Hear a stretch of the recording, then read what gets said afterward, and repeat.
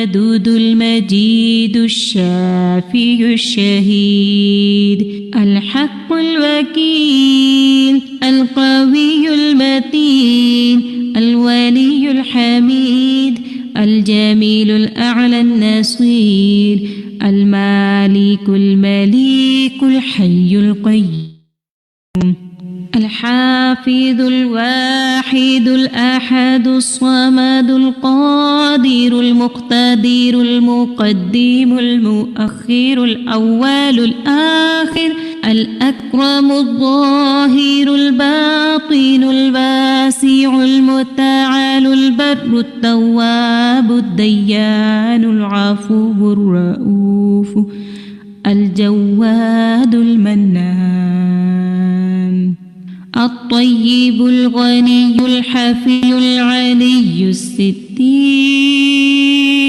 القدير المولى المحسن الوارث المحيط الصبوح الذي ليس كمثله شيء وهو السميع البصير. واتبعوا ما تتلو الشياطين على ملك سليمان وما كفر سليمان ولكن الشياطين كفروا يعلمون الناس السحر وما أنزل على الملكين ببابل هاروت وماروت وما يعلمان من أحد حتى يقولا إنما نحن فتنة فلا تكفر فيتعلمون منهما ما يفرقون به بين المرء وزوجه وما هم بضارين به من أحد إلا بإذن الله ويتعلمون ما يضرهم ولا ينفعهم ولقد علموا لمن اشتراه ما له في الآخرة من خلاق ولبئس ما شروا به أنفسهم لو كانوا يعلمون. اللهم صل على محمد وعلى كما صليت على إبراهيم وعلى آل إبراهيم إنك حميد مجيد. اللهم بارك على محمد وعلى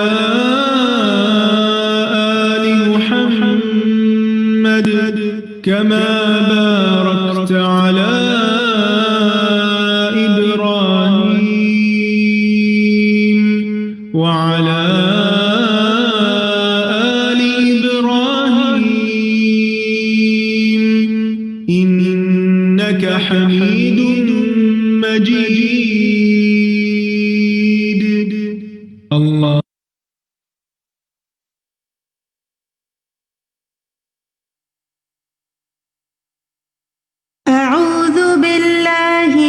الشيطان الرجيم.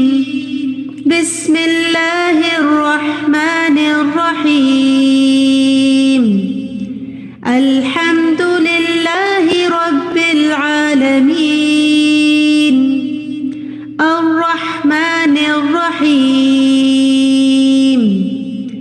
مالك يوم الدين. إياك نعبد وإياك نستعين. اهدنا الصراط المستقيم مستقيم صراط الذين أنعمت عليهم غير المغضوب عليهم ولا الضالين.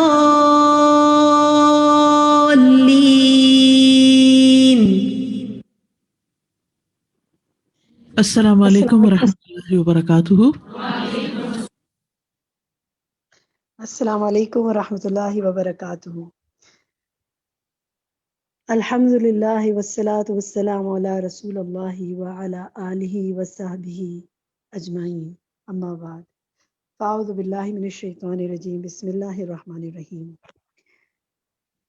جادو، نظر بد، حقیقت، اسباب اور علاج کی آج ہمارا دوسرا دن ہے جس میں ہم سب اکٹھے ہوئے ہیں پڑھنے، سمجھنے، سننے اور اپنے علم میں اضافہ کرنے کے لیے. اس دعا سے آج کے سیشن کا آغاز کرتی ہوں. میں دعا کرتی ہوں اور آپ سب اپنی اپنی جگہ یہ دعا کریں اور آخر میں آمین کہیں کہ اللہم فقہنی فی الدین، اے اللہ مجھے دین میں سمجھ عطا فرما. اور اس کے ساتھ ایک اور دعا مانگ لیتے ہیں. اللہم انی اسألک علما نافعا ورزقا طیبا وعملا متقبلا.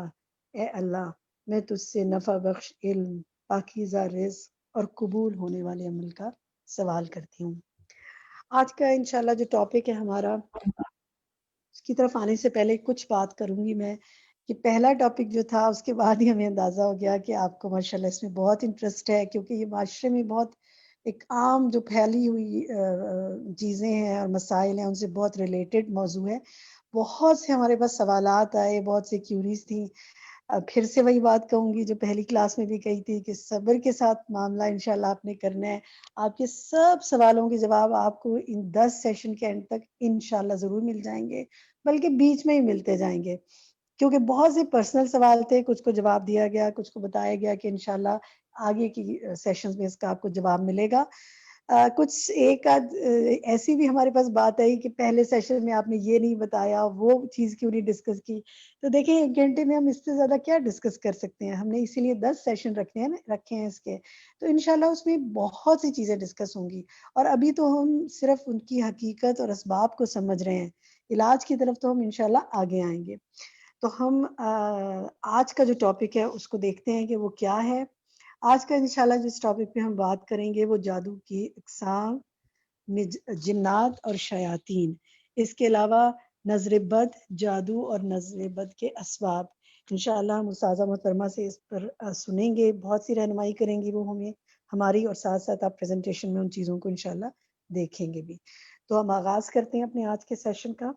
جی بسم اللہ کریں.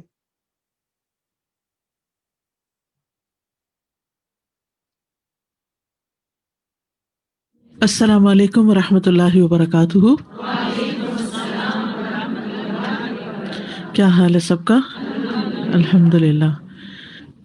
نحمدہ ونصلی علی رسولہ الکریم. اما بعد فاعوذ باللہ من الشیطان الرجیم. بسم اللہ الرحمن الرحیم.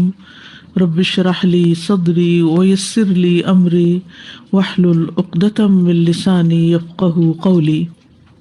جادو کی کچھ اقسام کا ذکر اب کرتے ہیں. جادو کی 2 بڑی اقسام ہیں، ایک عام جادو ہے اور ایک کالا جادو. آپ نے یہ دونوں لفظ سنے ہوگے، جادو اور کالا جادو. عام جادو جو ہے یہ تعویذ کے ذریعے یا جنتر منتر پڑھ کے کیا جاتا ہے، ٹھیک ہے. اور کالے جادو میں نجاست سے قرآنی آیات لکھی جاتی ہیں یا آیات کو الٹا لکھا جاتا ہے اور دیگر حرام کام کیے جاتے ہیں. یہ سخت قسم کا جادو ہوتا ہے، یعنی ایک عام جادو ہوتا ہے اور ایک سخت قسم کا جادو ہوتا ہے. اسی طرح کچھ اور اقسام بھی ہیں. سحر تفریق، قریبی اور کاروباری رشتہ داروں میں جدائی ڈالنے والا. سحر محبت، کسی کے دل میں اپنی محبت ڈالنے والا. عام طور پر خواتین جاتی ہیں عاملوں کے پاس کہ مجھے کوئی ایسا تعویذ دیں کہ میرا شوہر مجھ سے محبت کرنے لگے. سحر تخیل، وہم میں ڈالنے والا. سحر جنون، دماغ کو مفلوج کرنے والا. سحر خمول، کاہلی اور سستی میں مبتلا کرنے والا کہ کچھ نہ کرے انسان. سحر حواتف، چیخ و پکار میں مبتلا کرنے والا. آپ نے دیکھو کہ کچھ لوگ غصہ کرتے ہیں اور ویسے بھی رات کو نیند میں چیخنا شروع کر دیتے ہیں، بلا وجہ بیٹھے بیٹھے چیخیں مارنے لگتے ہیں، کوئی خاص وجہ بھی نہیں ہوتی. بعض اوقات بچوں کے اوپر کچھ ایسے اثرات ہوتے ہیں کہ وہ جو رونا شروع کرتے ہیں تو چپ کرنے کا نام ہی نہیں لیتے اور انسان عاجز آ جاتا ہے. یہ بھی اسی قسم کے اثرات کا ایک نتیجہ ہوتا ہے. اور پھر بعض اوقات بچپن میں چونکہ بچے خود اپنے لیے کچھ نہیں پڑھ سکتے، اگر ماں باپ ان کے اوپر پڑھ کے کچھ دم نہ کر رہے ہوں، یہ کوئی بھی ایسی ریزن ہو سکتی ہے کہ جس میں شیاطین کا اثر ہو جاتا ہے. سحر امراض، جیسے یہ جو چیخو پکار والے نے، اس کو ہم عام طور پہ زبان میں کیا کہتے ہیں، پینک اٹیک ہو گیا، کہ بیٹھے بیٹھے ایک شخص جو ہے اس کو انگزائٹی شروع ہوئی اور اس نے رونا شروع کر دیا اور چیخنا شروع کر دیا. تو اس کے پیچھے بھی اس قسم کے اثرات ہوتے ہیں. سحر امراض، مختلف بیماریوں میں جیسے مرگی وغیرہ میں مبتلا کرنا. سحر استحاضہ کی بیماری، یعنی عورتوں کو جو بلیڈنگ ختم ہی نہیں ہوتی، یہ بھی شیطان کا ایک چوکا ہوتا ہے، جیسے حدیث سے ہمیں پتہ چلتا ہے. جنات کا مختصر سا تعارف کرا دیتی ہوں کہ انسانوں اور فرشتوں کے علاوہ جنوں کی بھی ایک دنیا ہے، ایک دنیا جنوں کی بھی. جو چیزیں میں ایکسٹرا بتا رہی ہوں ان کے مختصر نوٹس لے لیں تاکہ کسی اور کے ساتھ شیئر کرنا ہو تو آپ کو بھول نہ جائے. انسانوں اور فرشتوں کے علاوہ جنوں کی بھی ایک دنیا ہے، اور جنوں اور انسانوں کے درمیان ایک قدر مشترک ہے، اور یہ کہ دونوں مخلوقات عقل اور ادراک کی صفت سے متصف ہیں، یعنی دونوں کے اندر عقل اور ارادہ ہے، اسی لیے دونوں مکلف ہیں. دونوں کو اللہ نے عبادت کا حکم دیا ہے. بات ہے نا، وما خلقت الجن والانس الا لیعبدون. ٹھیک ہے، تو ان کو کیوں عبادت کا حکم ہے؟ کیونکہ ان کے اندر بھی عقل ہے. انسان نظر آنے والی مخلوق ہے، جن نظر نہ آنے والی مخلوق ہے. دونوں کے اندر اچھا کرنے اور برا کرنے کی قدرت پائی جاتی ہے، دونوں کے پاس ہے، دونوں کو اختیار ہے. جنوں اور انسانوں کی تخلیق کا مادہ مختلف ہے. جن کس سے پیدا ہوئے؟ آگ سے، سب کو معلوم ہے، اور انسان مٹی سے. جنوں کے بارے میں اللہ تعالیٰ فرماتے ہیں والجان خلقناہ من قبل من نار السموم، کہ ہم نے جان کو اس سے پہلے آگ کی لو سے پیدا، ٹھیک ہے، یہ نار السموم سے پیدا کیا. جان کا ایک معنی جن کیا گیا، اور جان کا ایک معنی کہا گیا کہ ابو الجن، جیسے آدم علیہ السلام ہے نا، ابو الانس، ابو البشر جس کو کہتے ہیں، تو پہلا جن جو تھا اس کو شولوں کی جو لپٹ ہے اس سے پیدا کیا گیا. عبداللہ بن عباس کہتے ہیں مارج من نار کا مطلب ہے شولوں کا ایک حصہ. یہ سورۃ الرحمن میں آتا ہے من مارج من نار. امام نووی کہتے ہیں کہ مارج ان شولوں کو کہتے ہیں جن میں آگ کی سیاہی ملی ہوئی ہوتی ہے، یعنی دھواں اور آگ کی لپٹ جو ہوتی ہے. رسول اللہ صلی اللہ علیہ وسلم نے فرمایا فرشتوں کو نور سے پیدا کیا گیا، جنوں کو آگ کے شعلے سے، اور آدم علیہ السلام کو اس مادے سے پیدا کیا گیا جس کو تمہارے لیے بیان کیا گیا، یعنی مٹی سے پیدا کیا گیا. جن کی وجہ تسمیہ کیا ہے؟ جن کو جن اس لیے کہا جاتا ہے کہ یہ نظر نہیں آتے. ٹھیک ہے، جیسے باغات کو جنت کہا جاتا ہے کیونکہ اس کی درختوں کی ٹہنیاں بھی اتنی زیادہ ہوتی ہے کہ اندر سے کچھ نظر نہیں آتا. یہاں بھی کئی پارکس میں اتنے گھنے درخت ہیں کہ آپ اس کے پیچھے دیکھ نہیں سکتے. ماں کے پیٹ میں جو بچہ ہوتا ہے اس کو جنین کہا جاتا ہے کیونکہ وہ بھی نظر نہیں آتا. ڈھال کو مجنہ کہا جاتا ہے کیونکہ جنگجو اس کو سامنے لا کے پیچھے چھپ جاتے ہیں. جنوں کی ساخت اور حلیے کے بارے میں جو قرآن و سنت سے پتہ چلتا ہے وہ یہ کہ ان کے دل، کان اور آنکھیں اور آواز اور دیگر چیزیں، یعنی ان کے بھی اعضاء ہیں، اسی طرح وہ کھاتے پیتے بھی ہیں. لیکن جنوں کی 3 بڑی قسمیں ہیں. نمبر 1 وہ جن کے پر ہیں اور ہوا میں اڑتے ہیں. انسان نہیں اڑ سکتے لیکن جنات کی ایک قسم اڑتی ہے. دوسری قسم سانپ اور کتے کی قسم ہے، یعنی وہ سانپ اور کتے کی شکل میں ہے. اور ایک قسم وہ ہے جو کہیں رہتے ہیں پھر وہاں سے چلے جاتے ہیں، گھروں میں رہتے ہیں، جنگلوں میں رہتے ہیں، پانی پر رہتے ہیں، یعنی مختلف جگہوں پر انہوں نے بسیرا ڈالا ہوا ہے. یعنی ان کی تعداد اتنی زیادہ ہے، یعنی اتنی کثرت سے ہے جنات کی، اگر ہمیں نظر آئے تو شاید کوئی جگہ خالی نظر نہ آئے. پھر اسی طرح کالا کتا جو ہے اس کو بھی شیطان کہا جاتا ہے، یہ حدیث میں آتا ہے سنن نبی داؤد کی، اسی لیے کالے کتے کو مارنے کا حکم ہے. پھر اسی طرح اندھیرا ہو یا کالی چیزیں وہ جنات کو زیادہ اٹریکٹ کرتی ہیں. جنات کی قوت جو ہے وہ انسانوں کے مقابلے میں بعض چیزوں میں زیادہ ہے. مثلاً ان کی تیز رفتار حرکت، بہت تیزی سے موو کرتے ہیں، بہت جلدی ایک جگہ سے دوسری جگہ پر پہنچ جاتے ہیں. جیسے سلیمان علیہ السلام کی جو کہانی ہمیں ملتی ہے اس میں ملکہ سبا کا جو تخت اٹھوانا تھا تو ایک نے کہا کہ میں اٹھا کے لاتا ہوں اس سے پہلے کہ تم اپنی مجلس سے اٹھو، یعنی کچھ گھنٹے لگیں گے. کہ حضرت سلیمان کی کورٹ یا اس کا دربار ان کا لگتا تھا نا، یعنی ظہر کی مثلا نماز سے پہلے میں لے آؤں گا. دوسرا کہنے لگا انا آتی کا قبل ان یرتد الیک طرفک، میں اس سے پہلے لے آؤں گا، اس سے پہلے کہ تم آنکھ جھپکو. تو آپ سوچئے کہ اتنی تیز سپیڈ کس کی ہوگی؟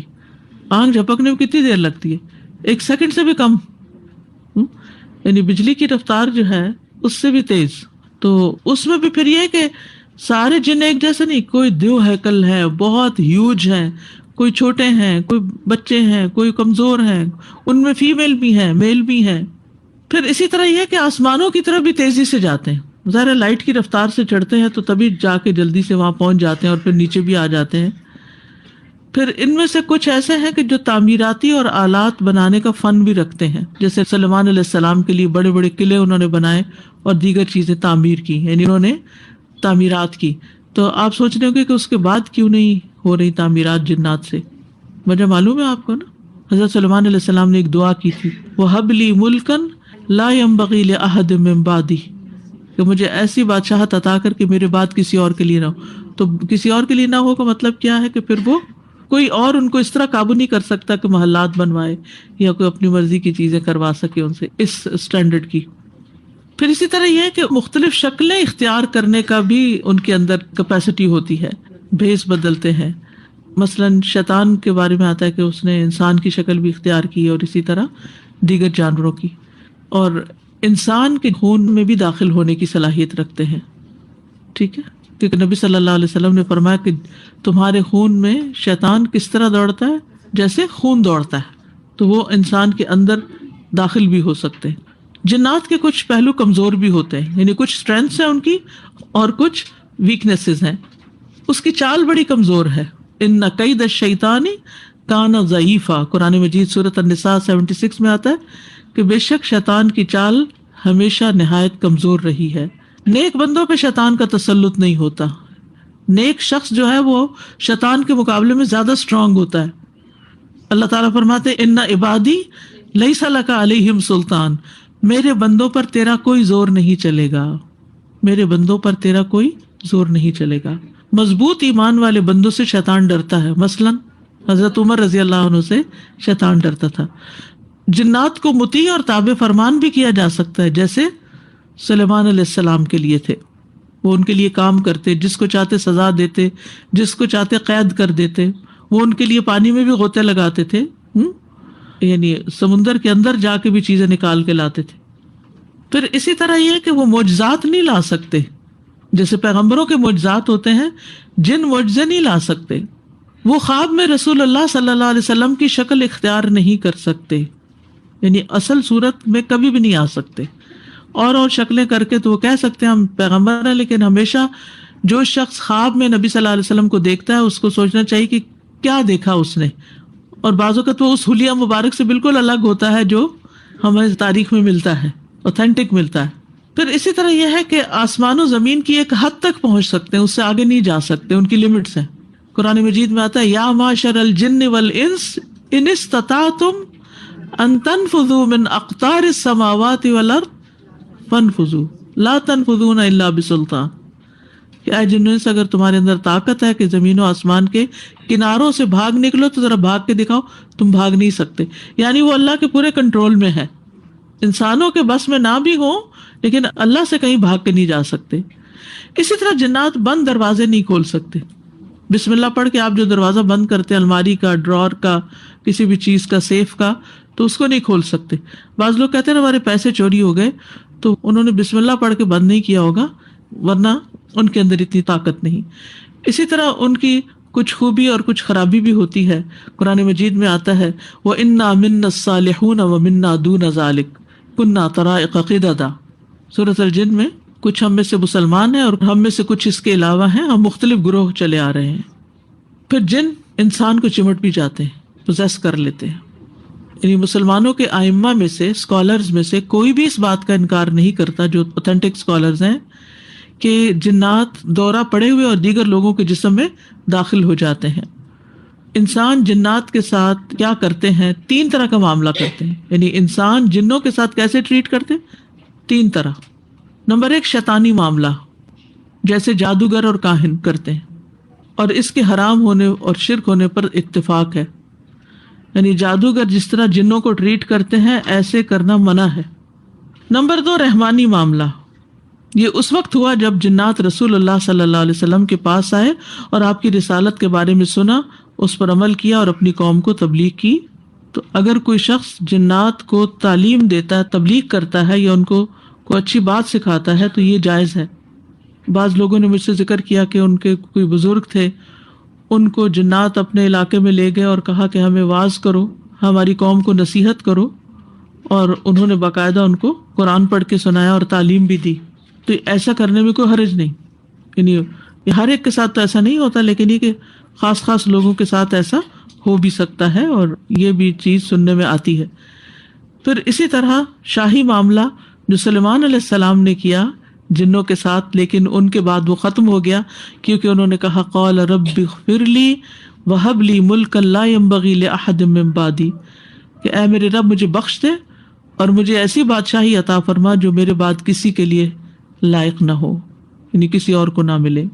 یہ ایک طرح سے تمہید ہے، بنیاد ہے، تاکہ آپ کو یہ پوری بات سمجھ میں آ جائے، پوری ایک پکچر بن جائے کہ جادو ہوتا کیسے ہے، جنات سے ہوتا، تو جنات کون ہیں اور جنات انسانوں کے ساتھ کیا معاملہ کرتے ہیں اور وہ کتنی قسم کے ہوتے ہیں، اور انسان ان کے ساتھ کیسا معاملہ کرتے ہیں، اور کون سا معاملہ ٹھیک ہے اور کون سا ٹھیک نہیں ہے، اور کیا کیا اثرات نظر آتے ہیں۔ تو انشاءاللہ آگے آپ مزید دیکھیں گے تاکہ آپ خود بھی اس کو آئیڈینٹیفائی کر سکیں کہ آپ کے ساتھ اگر کوئی تکلیف ہے یا کوئی پریشانی ہے تو ضروری نہیں کہ وہ جادو یا جن کی وجہ سے ہی ہو، ٹھیک ہے، اور اگر ہے بھی تو اس کا علاج بھی ہے۔ کچھ چیزیں جو ہے وہ بک سے علاوہ بھی ہیں، کیونکہ بک تو آپ خود بھی پڑھ سکتے تھے لیکن اس کو مزید الیبوریٹ کرنے کی ضرورت تھی۔ بک میں بیسک معلومات موجود ہیں، لیکن یہ ہے کہ آپ اس کو مزید سمجھنے کے لیے کچھ اور باتیں بھی ذرا برداشت کر لیجئے اور اپنے پاس نوٹس بنا لیجئے، ٹھیک ہے۔ اب انسان اور شیطان جو ہے ان کا ریلیشن شپ باہم کیسے ہے، اس میں یہ ہے کہ ان الشیطان للانسان عدو مبین، کہ شیطان انسان کا کھلا دشمن ہے، یعنی جنات تو ایک مخلوق ہے اور شیطان جنوں میں سے ہے، اور جو جنوں میں سے شیطان ہے وہ انسان کے دشمن ہے۔ اب آپ دیکھیے جب کوئی دشمن ہوتا ہے آپ کا تو پھر وہ آپ کے ساتھ کیا کرتا ہے؟ دشمن کیا کرتا ہے؟ نقصان پہنچاتا ہے، دشمن آپ کو تکلیف دیتا ہے، دشمن آپ کے خلاف کوئی نہ کوئی چالیں چلتا رہتا ہے۔ تو اس لیے بہت ضروری ہے کہ انسان اپنے دشمن کو پہچانے بھی اور اس کی چالوں سے محفوظ بھی رہے۔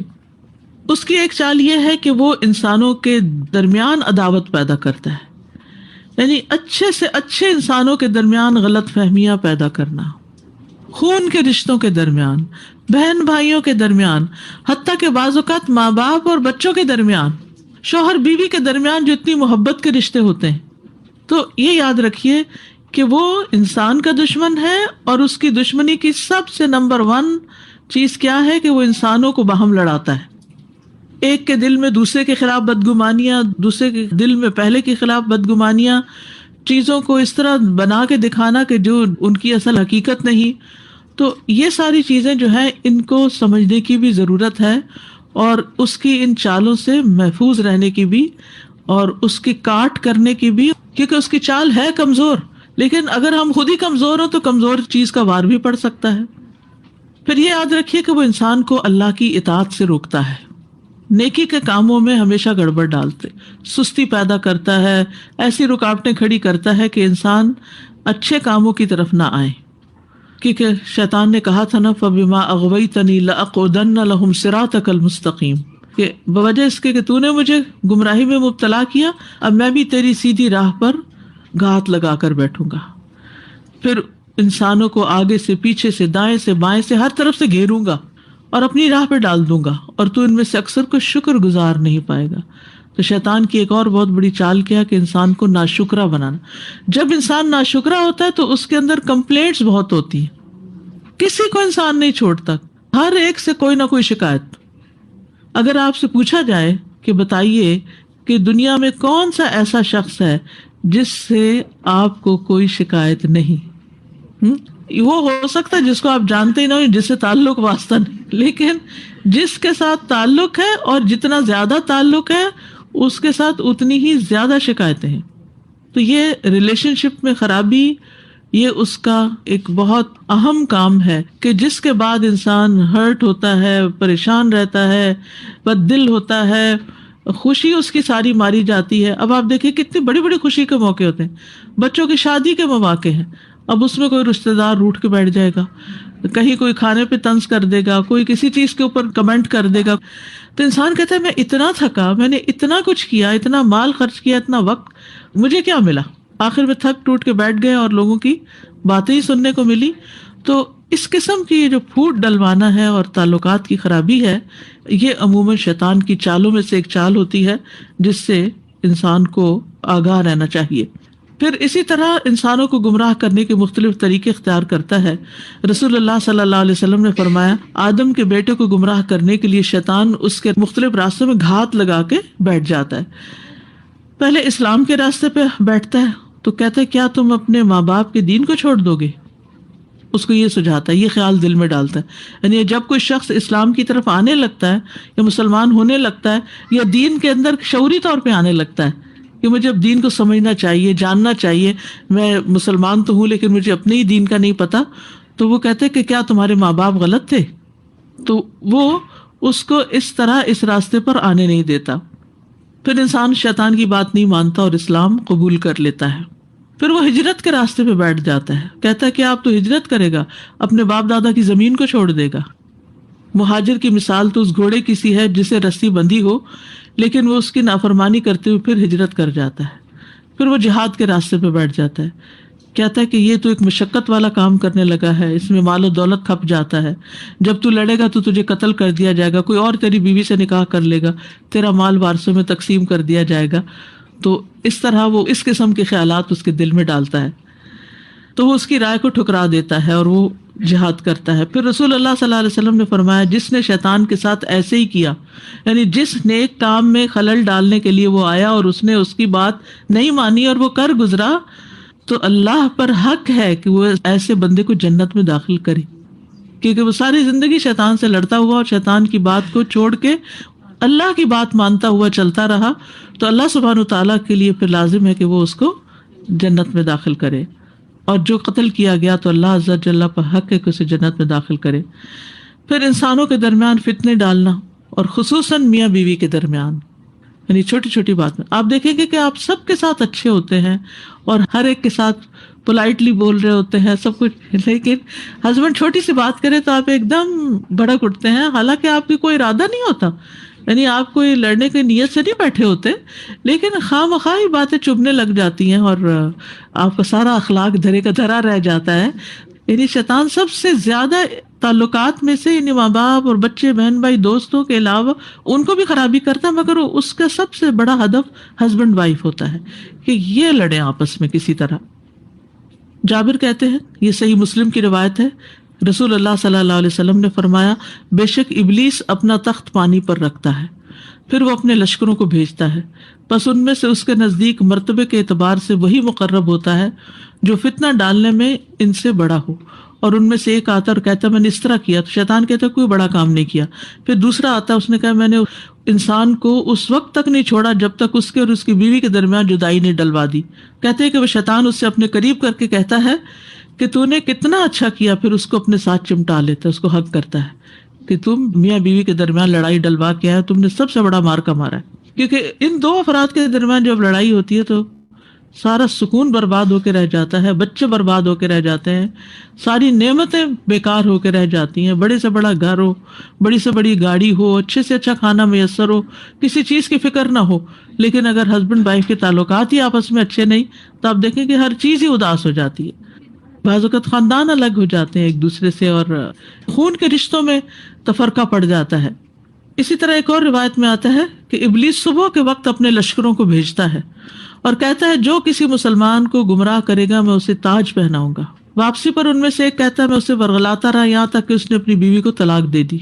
ابلیس کہتا ہے ہو سکتا ہے وہ دوبارہ نکاح کر لے۔ پھر کہتا ہے ایک اور آ کے کہ میں پھسلاتا رہا یہاں تک کہ اس نے والدین کی نافرمانی کر دی۔ وہ کہتا ہے ہو سکتا ہے بعد میں حسن سلوک سے پیش آئے۔ ایک کہتا ہے میں اس کے ساتھ چمٹا رہا یہاں تک کہ اس نے شرک کا ارتکاب کیا، تو ابلیس کہتا ہے تو نے کمال کر دیا۔ ایک کہتا ہے میں نے فلاں کو نہ چھوڑا یہاں تک کہ اس نے قتل کر دیا۔ ابلیس کہتا ہے تو نے بھی بہت اچھا کیا، پھر اس کو تاج پہنا دیتا ہے، کیونکہ قتل کے بعد تو وہ جان واپس نہیں آ سکتی، اور جو جان بوجھ کے کسی کو قتل کرے اس کے لیے ہمیشہ کے لیے جہنم ہے۔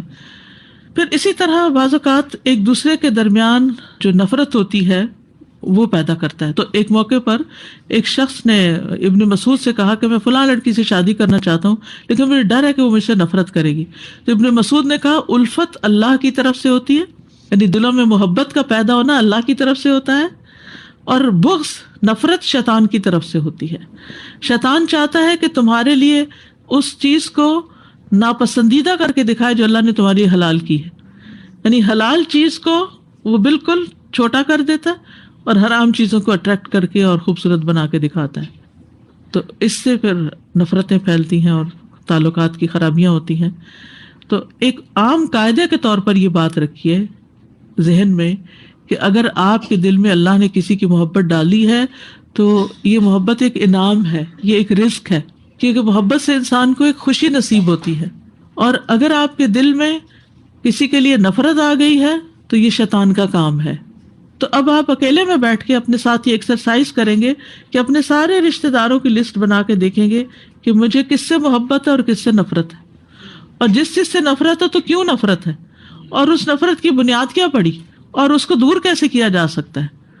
آپ دیکھیں کہ بعض اوقات وہ صرف ایک سلام سے چلی جاتی ہے. دو لوگ جو آپس میں کمیونیکیٹ نہیں کرتے نا، دنوں تک آپ نے اپنی بہن کو فون نہیں کیا یا انہوں نے آپ کو نہیں کیا، تو کیا ہوتا ہے دل میں وسوسے آنے لگتے ہیں. اور جب آپ کال کر لیتے تو اتنی اچھی باتیں ہو جاتی ہیں، بعد میں آپ خوش ہو جاتے ہیں کہ یہ تو کوئی بات ہی نہیں تھی، میں کیا سوچ رہی تھی، کوئی حقیقت ہی نہیں اس چیز کی. تو اس لیے اگر یہ یاد رکھیں گے نا کہ نفرت شیطان کی طرف سے ہوتی ہے، تو کسی سے بھی جو نفرت ہے، چاہے شوہر سے ہے یا بچوں سے ہے یا ماں باپ سے ہے یا بہن بھائیوں سے یا دوستوں سے، یہ شیطان نے آپ کے ساتھ دشمنی کی ہوئی ہے. اور اس میں آپ کی کامیابی جبھی ہے جب آپ اس کو ہرا دیں. پھر اسی طرح نیگیٹو تھنکنگ، انسانوں میں منفی خیالات پیدا کرنا.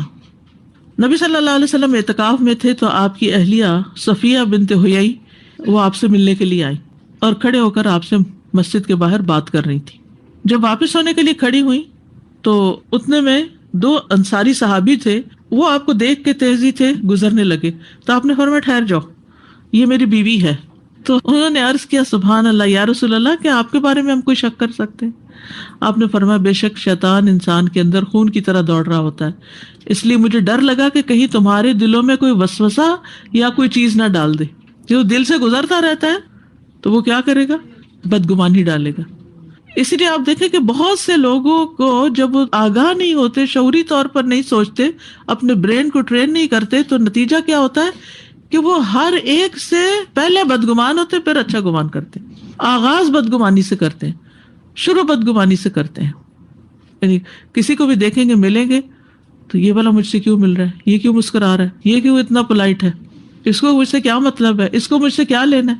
اور کچھ لوگوں تو یہ فوبیا ہی ہوتا ہے، کسی انسان کو وہ خاطر میں نہیں لاتے، خاص طور پر اگر اللہ ان کو مال دے دے یا حسن دے دے یا کوئی علم دے دے، ان کے اندر اتنا تکبر پھر بھر جاتا ہے. بعض اوقات اللہ تعالیٰ اس سے ہم سب کو محفوظ رکھے کہ وہ بیچارے انسانوں کی سطح پر کسی سے ہنس بول بھی نہیں سکتے، کیونکہ وہ ہر ایک کے اوپر ہی شک کرتے ہیں کہ یہ میرے اس ڈگری کی وجہ سے مجھے چاہتا ہے. بعض اوقات بہن بھائیوں میں ایسا ہو جاتا ہے کہ کوئی ایک بہن بھائی بہت آگے نکل گیا اور باقی ایوریج رہے، تو وہ ہر ایک کے بارے میں شک کرتے ہیں کہ یہ اس لیے میرے ساتھ اچھے ہیں کیونکہ میں مال والا ہوں، یہ اس لیے اچھے ہیں میرے ساتھ کیونکہ میرے پاس نالج زیادہ ہے. تو یہ بھی شیطان کے وسوسے ہوتے ہیں اور نیگیٹو تھنکنگ ہوتی ہے جو دراصل انسان ہی کو پریشان رکھتی ہے. آپ دیکھیے کہ جو انسان ہر وقت یہ سوچتا رہے یہ کر رہا ہے، یہ فلانا یہ کر رہا ہے، فلانا یہ کر رہا ہے، اس سے اس کی زندگی کتنی میزریبل ہے. اور جو جس کے چہرے کو دیکھے کہ یہ کتنا اچھا ہے، یہ کتنا اچھا ہے، اس کا اخلاق کتنا اچھا ہے، اس نے کتنی اچھی بات کی ہے، اس کا رکھ رکھاؤ کتنا اچھا ہے، اس کی ڈریسنگ کتنی اچھی، کتنی اچھی چیزیں ہوتی ہیں جو آپ دوسرے میں ڈھونڈ سکتے ہیں. لیکن یہ شیطان ہمیں کہاں ڈھونڈنے دیتا ہے. نتیجہ کیا ہوتا ہے کہ ہم جب ہر طرف خرابیاں ہی دیکھتے ہیں تو پھر مایوس ہو کے بیٹھ جاتے ہیں کہ دنیا تو ایک عذاب خانہ ہی ہے. حالانکہ دنیا میں بھی اللہ نے بہت سی اچھی چیزیں رکھی ہیں، اور بعض علماء تو یہ کہتے ہیں جو دنیا کی جنت میں داخل نہیں ہوا وہ آخرت کی جنت میں بھی داخل نہیں ہو سکتا. اور دنیا کی جنت کیا ہے؟ دل کی خوشحالی، کہ انسان کو ایمان کا ایسا لطف آ جائے کہ لوگ کچھ بھی ہوں اس کا اپنا دل خوش رہے، اس کو پرواہ نہ ہو. پھر شیطان جو ہے عبادات میں خلل ڈالتا ہے. آپ نماز پڑھے تو دیکھیں آپ کتنی نماز یاد رکھنے دیتا ہے، اللہ کا ذکر بھلا دیتا ہے.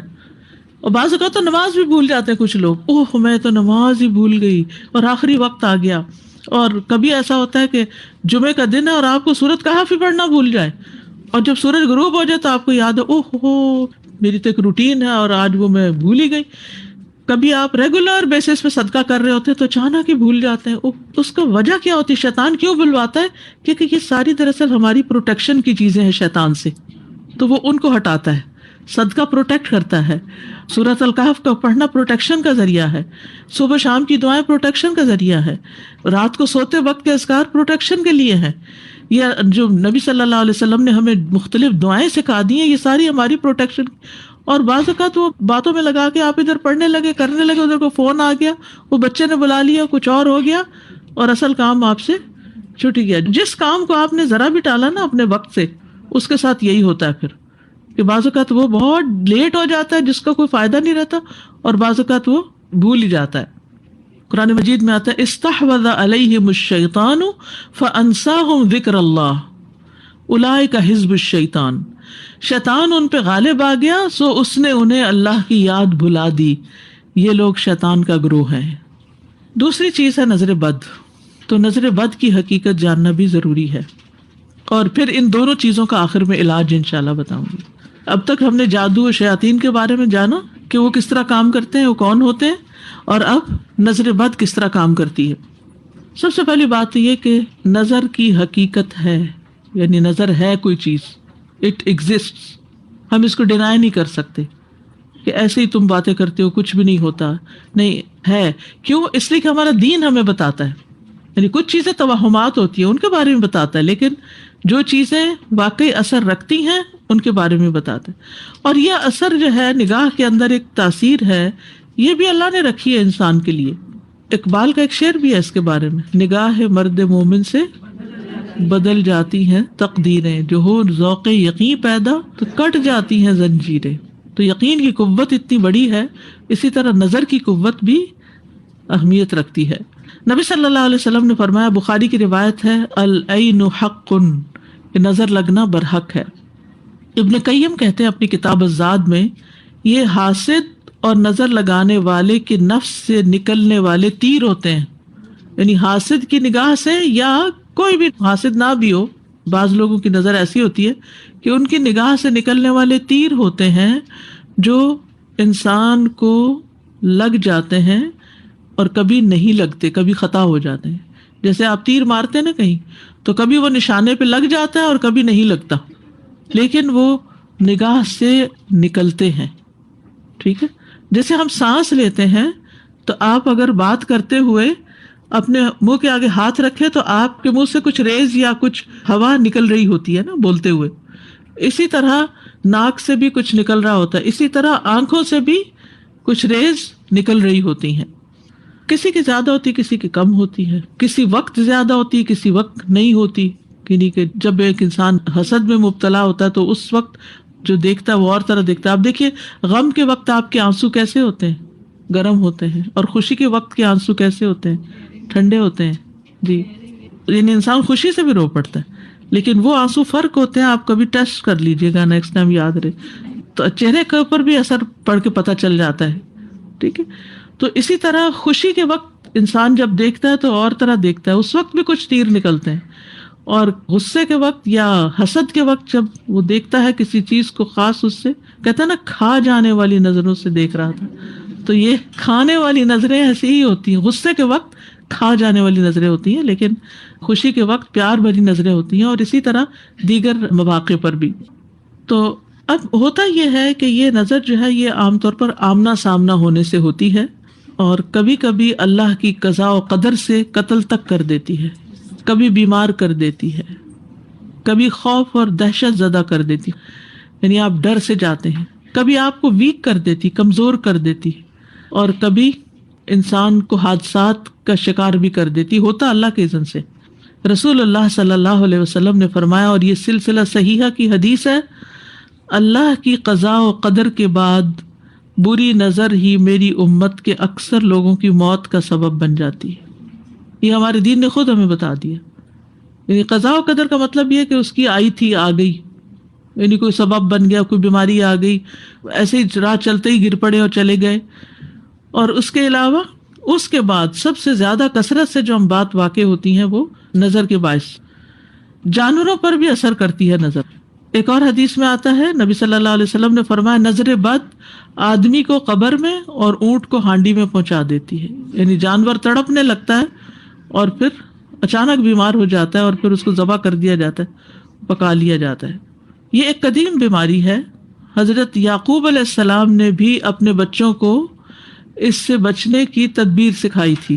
سورۃ یوسف 67 میں آتا ہے وقال یا بنی، اے میرے بچوں، لا تدخلوا من باب واحد، تم سب ایک دروازے سے نہیں اندر داخل ہونا شہر میں، وادخلوا من ابواب متفرقہ، الگ الگ دروازوں سے جانا، وما اغنی عنکم من اللہ من شیء، اور میں تمہیں اللہ سے کچھ بھی کام نہیں آ سکتا، میں نہیں بچا سکتا، اگر تمہارے ساتھ کچھ ہونا ہوا تو پھر بھی ہو جائے گا، لیکن تم تدبیر اختیار کر لو۔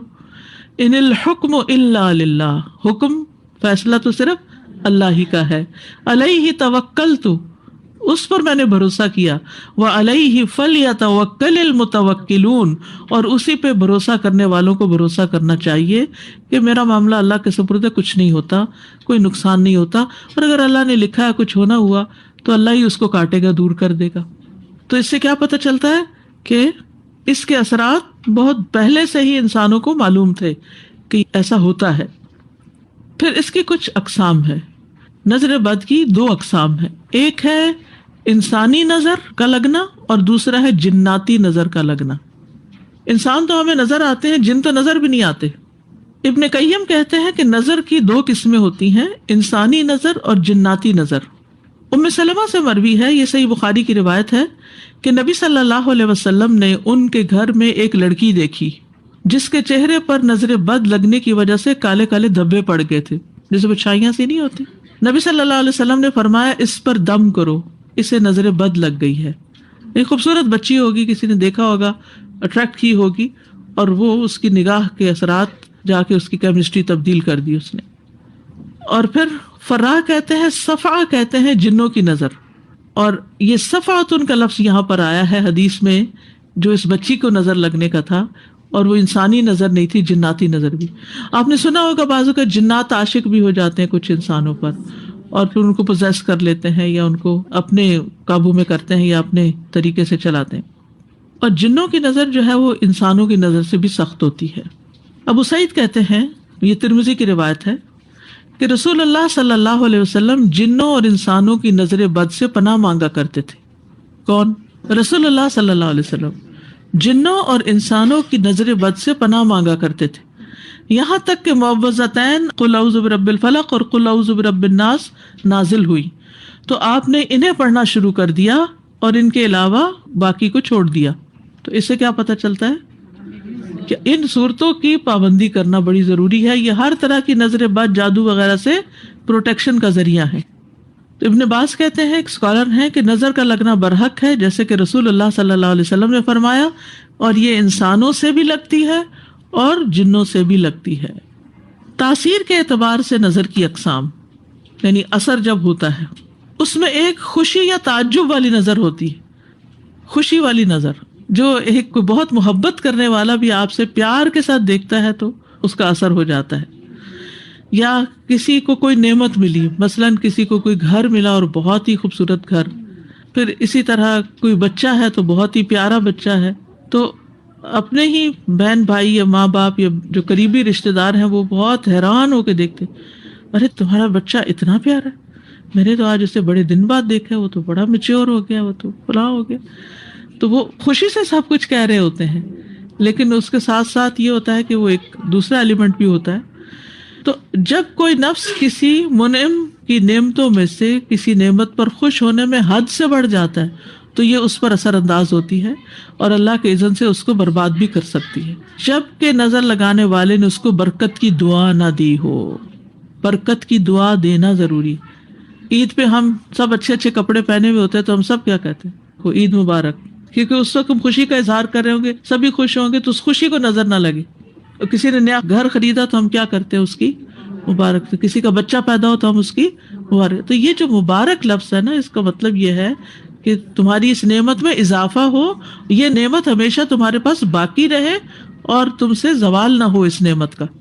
سورۃ الکہف آپ پڑھتے ہیں، اس میں آتا ہے وَلَوْلَا إِذْ دَخَلْتَ جَنَّتَكَ قُلْتَ مَا شَاءَ اللَّهُ لا قوت الا باللہ ان ترنی انا اقل منک مالا وولدا. اور جب تو اپنے باغ میں داخل ہوا تو تو نے یہ کیوں نہ کہا ما شاء اللہ لا قوت الا باللہ، ما شاء اللہ لا قوت الا باللہ، جو اللہ نے چاہا، کچھ قوت نہیں مگر اللہ کی مدد سے. یعنی اپنی ہی چیزوں، اپنے ہی بچوں کو دیکھ کر، اپنے ہی گھر کو دیکھ کر، اپنی ہی نعمتوں کو دیکھ کر کیا کہنا چاہیے؟ ما شاء اللہ لا قوت الا باللہ. ابن حجر کہتے ہیں نظر کبھی خوشی اور تعجب کی صورت میں بھی لگ جاتی ہے، اگرچہ وہ حسد کے بغیر ہو. ضروری نہیں ہوتا کہ حسد ہی سے نظر لگے، اگرچہ وہ کسی محبت کرنے والے کی طرف سے ہو، اگرچہ وہ نیک آدمی کی طرف سے کیوں نہ ہو. یعنی بعض اوقات نیک لوگوں کی بھی نظر لگ سکتی ہے، یعنی ضروری نہیں کہ وہ برائی ہو.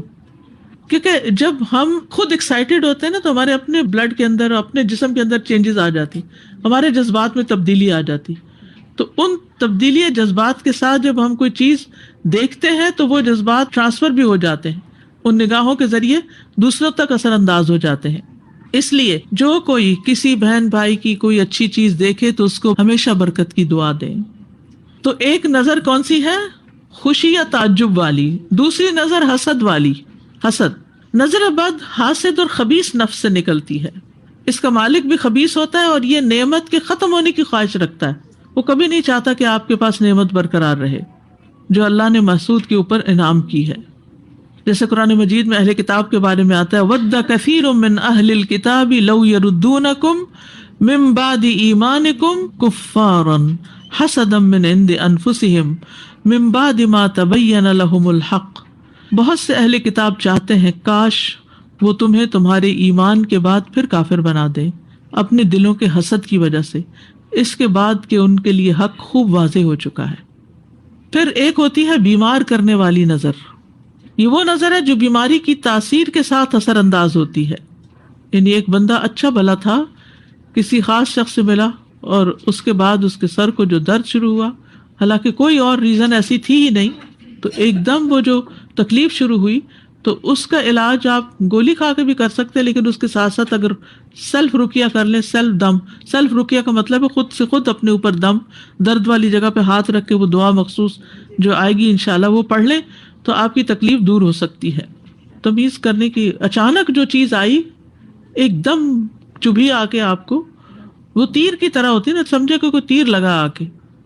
ایک اور نظر ہے معطل کرنے والی نظر، بیکار کرنے والی کسی عضو کو.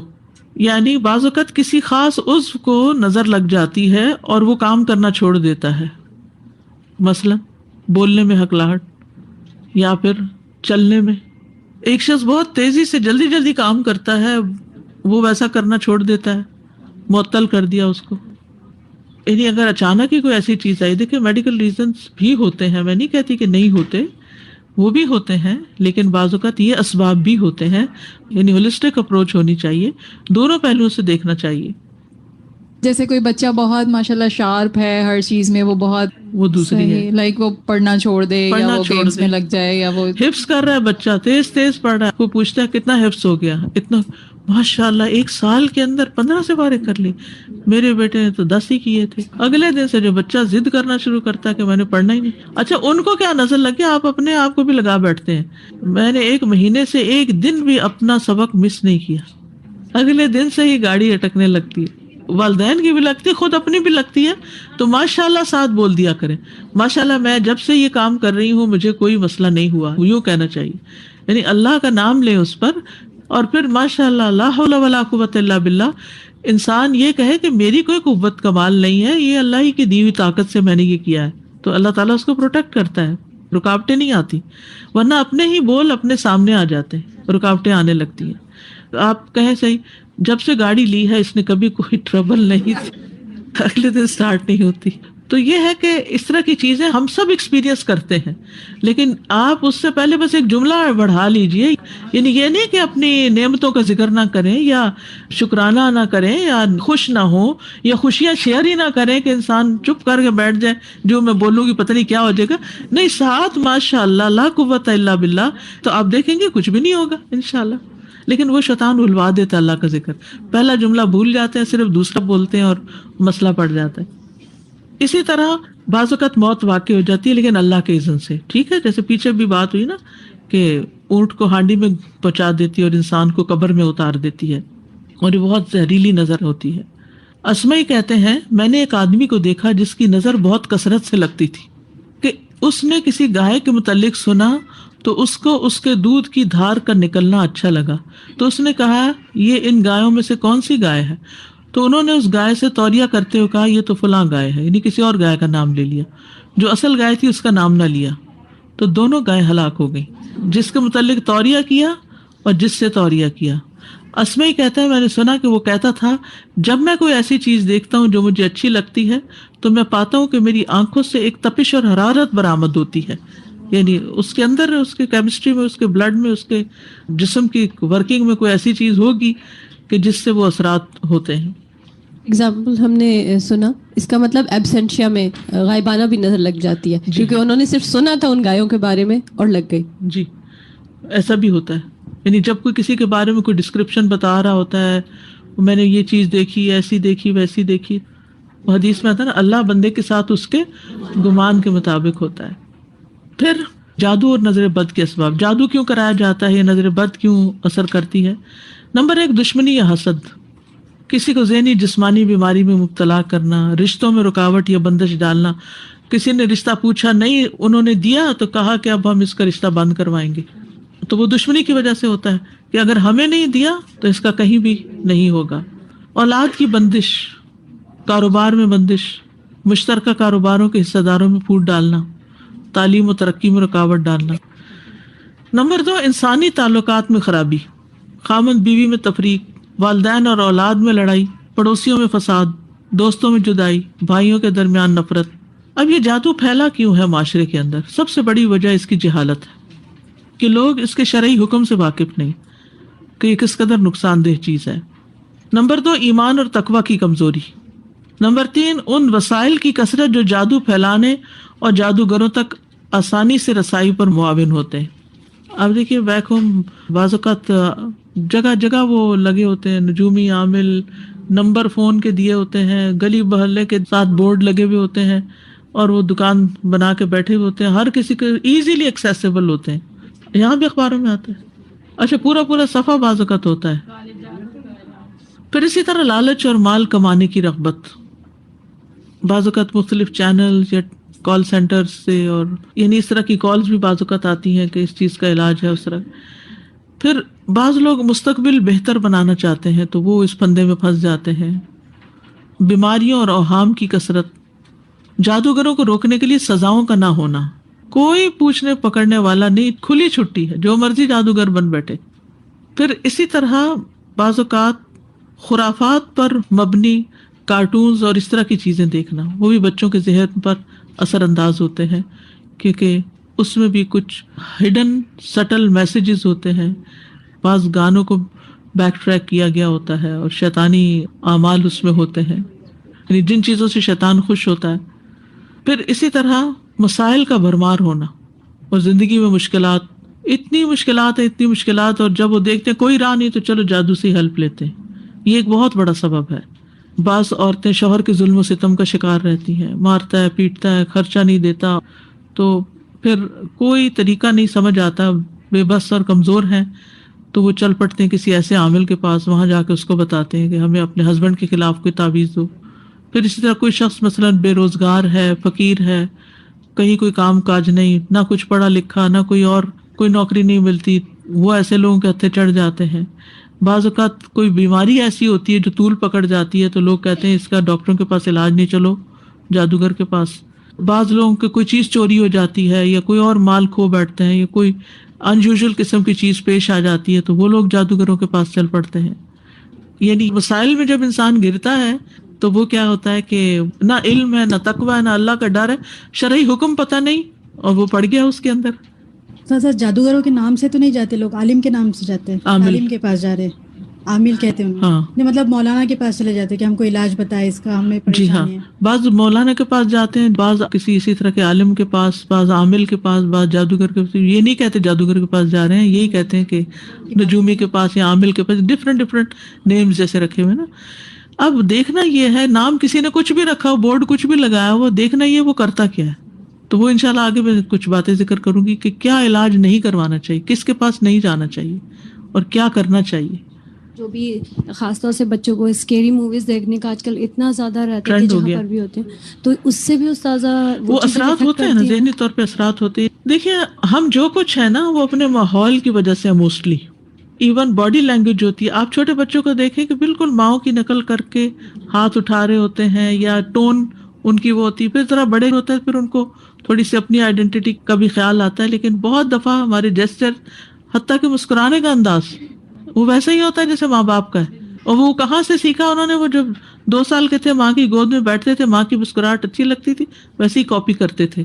اور وہ کاپی کرتے کرتے اتنی عادت ہو گئی کہ بڑے ہو کر وہی چل گئی، تو پھر وہ مشابہت آ جاتی. تو یہ ہوتا ہے کہ جو ہم آس پاس دیکھتے رہتے ہیں. میں کل ہی ایک اسکالر کے بارے میں پڑھ رہی تھی، ابن راوندی ان کا نام تھا، بہت نیک با حیا انسان تھے، بہت قابل. تو بہت پہلے کی بات ہے، اب کے نہیں، یہ پرانے اسکالرز میں سے. کہنے لگے کہ میں ذرا جا کے دیکھتا ہوں کہ جو ملحد ایتھیسٹ وغیرہ ہیں ان کے دلائل کیا ہیں، میں ذرا ان کے بھی سن لوں جا کے.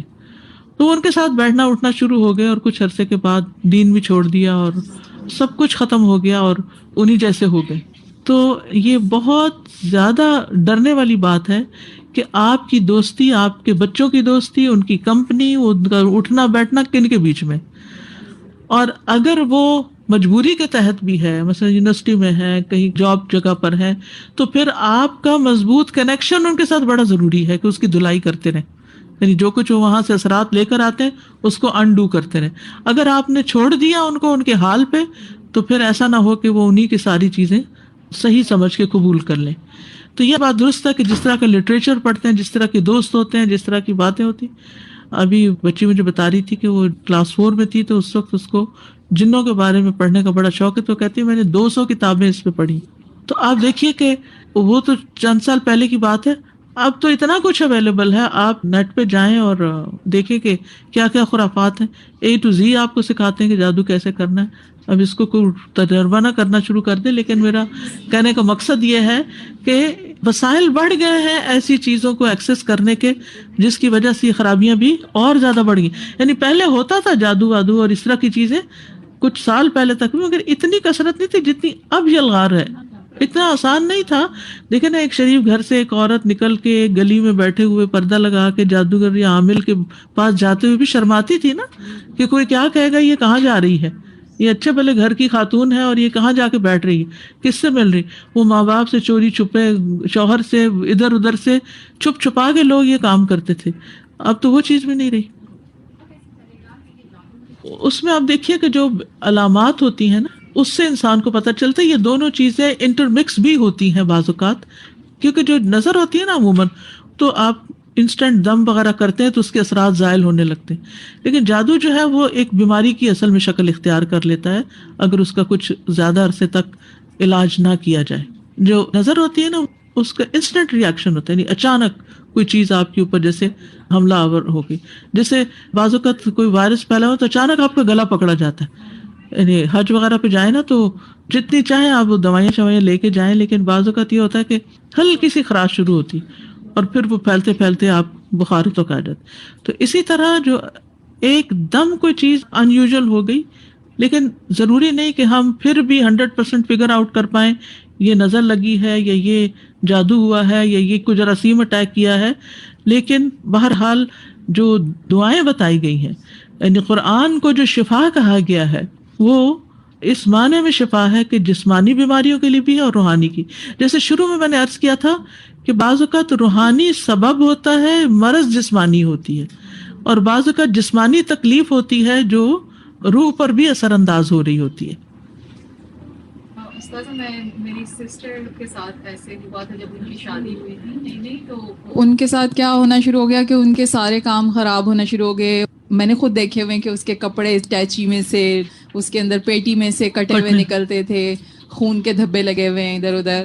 اور مطلب ہمیں پتہ بھی چل گیا تھا کہ کون ہو سکتا ہے جو ایسے کر رہا ہے. تو میری بہن کی ساس نے کوشش کی ادھر ادھر لے جانے کی، یا لوگوں کو بلا کے پتہ نہیں وہ عجیب عجیب سے عمل لوٹا گھما کے اور پتہ نہیں کس کس قسم کے کرنے کی. لیکن میری بہن نے منع کر دیا. انہوں نے کہا کہ نہیں، میں مطلب جو قرآن اور سنت کا ہے میں اسی پہ چلتی رہوں گی، اور ایز لانگ ایز مجھے پرسنلی کوئی اس سے نقصان نہیں ہو رہا، مطلب ان کا بہت زیور بھی گم ہوا اس طرح سے، لیکن ان کو اندازہ ہو گیا تھا کہ کون کر سکتا ہے، تو انہوں نے کیا کیا کہ ان کے ساتھ حسن سلوک شروع کر دیا، لائک ان کے بچوں کی فیسیں دینی شروع کر دی، ان کی بیٹی کی شادی بھی کرائی، اپنا زیور دیا، مطلب بہت زیادہ ابھی تک وہ کرتی ہیں، اور آہستہ آہستہ آہستہ آہستہ معاملات درست ہونا شروع ہو گئے اور یہ سب ختم ہو گیا.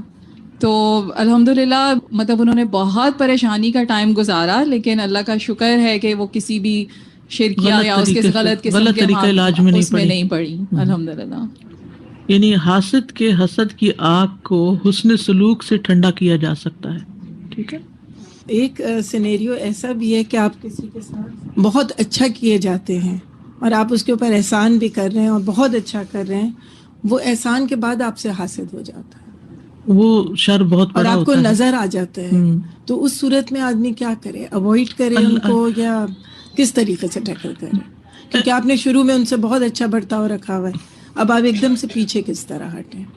احسان تو کرتے رہنا چاہیے. جب حضرت ابوبکر رضی اللہ عنہ کو پتہ چلا تھا کہ ان کی بیٹی پر الزام اس شخص نے لگایا جن کو وہ وظیفہ دیتے تھے باقاعدہ، تو انہوں نے سوچا کہ میں آج کے بعد یہ وظیفہ نہیں دوں گا. تو اللہ سبحانہ وتعالیٰ نے فرمایا کہ اہل فضل جو ہیں وہ احسان کرنا نہ بھولیں، تو انہوں نے پھر وظیفہ دگنا کر دیا تھا. تو احسان چھوڑنا نہیں چاہیے، لیکن اپنی حفاظت کے لیے محتاط رہنا چاہیے اور علاج کرنا چاہیے، کیونکہ نیکی خیر لاتی ہے، اگرچہ فوری طور پر نہ لائے، لیکن نیکی کی اپنی ایک خوشبو ہوتی ہے اور اس کے اپنے اثرات ہوتے ہیں. ڈاکٹر صاحب آپ سے پوچھنا تھا کہ وہ جو اپنے پسندیدہ پلانٹس جو ہوتے ہیں اس کو بھی نظر لگ جاتی؟ اگر گائے پہ اثر ہو سکتا ہے تو پلانٹ پہ بھی اثر ہو سکتا ہے. تو مجھ سے اس سے بہت ڈر لگتا ہے کہ کوئی آئے گا میرے گھر میں. ابھی نہیں، آپ اس طرح کا وہم نہ کیا کریں. آپ جو حفاظت کی دعائیں ہیں، گھر میں قرآن کی تلاوت اور یہ سب چیزیں کریں. کوئی پروٹیکشن کی شیلڈ ہوگی، کوئی انشاءاللہ کچھ نہیں کر سکتا. یعنی کوئی کہے کہ میں ذرا اس کو نظر لگاؤں، تو ایسے کوئی نہیں لگا سکتا. غائبانہ نظر بھی لگتی. اس میں آپ دیکھیے کہ کبھی آپ نے سنا ہوگا کہ جب کسی کا علاج کروانا ہوتا تو عامل کہتے ہیں اس کی تصویر لائیں. سنا آپ نے کبھی؟ جی، تصویر منگواتے ہیں یا اس کا کپڑا منگواتے ہیں، یعنی anything related to the patient یا جو بھی. تو وہ جو تصویر ہوتی ہے اس کو بھی نظر لگ سکتی ہے اور اس پر بھی عمل ہو سکتا ہے. اچھا، اب آپ دیکھیں کہ لوگ بہت زیادہ اپنی فیس بک کے اوپر یہ کھانا کھایا، وہ فوراً تصویر نکال کے یہ اس ریسٹورینٹ میں گئے، اس ہالیڈے پہ گئے، یہ آج مجھے گفٹ ملی، ہسبینڈ کی طرف سے یہ انگوٹھی گفٹ ملی ہے، یہ فلاں نے ہر چیز کی تصویر جو ہے، یا دونوں کی ایک بیوٹیفل فیس جو ہے وہ کٹھے کہیں کھڑے ہیں وہ سامنے لگا دیے، چاہے آپس میں لڑائی جھگڑا ہی کیوں نہ ہو. اب یہ چیزیں جو ہے جب وہ دوسرے لوگ دیکھیں جن کی زندگیوں میں نہ یہ کھانا ہے، نہ یہ ہالیڈیز ہیں، نہ یہ محبتیں ہیں، تو پھر ان کے دل کے اندر کیا پیدا ہوتا ہے؟ ایک حسد پیدا ہوتا ہے یا ایک غم پیدا ہوتا ہے، جس کے نتیجے میں پھر ان کے اندر سے جو اثرات نکلتے ہیں وہ پھر متاثر کرتے ہیں. تو اسی لیے کہا گیا نا کہ اپنے ارادوں کی تکمیل تک رازداری سے کام لو. کہ آپ کوئی پروجیکٹ شروع کر رہے ہیں تو شروع میں ہی اس کو نہیں بیان کرو.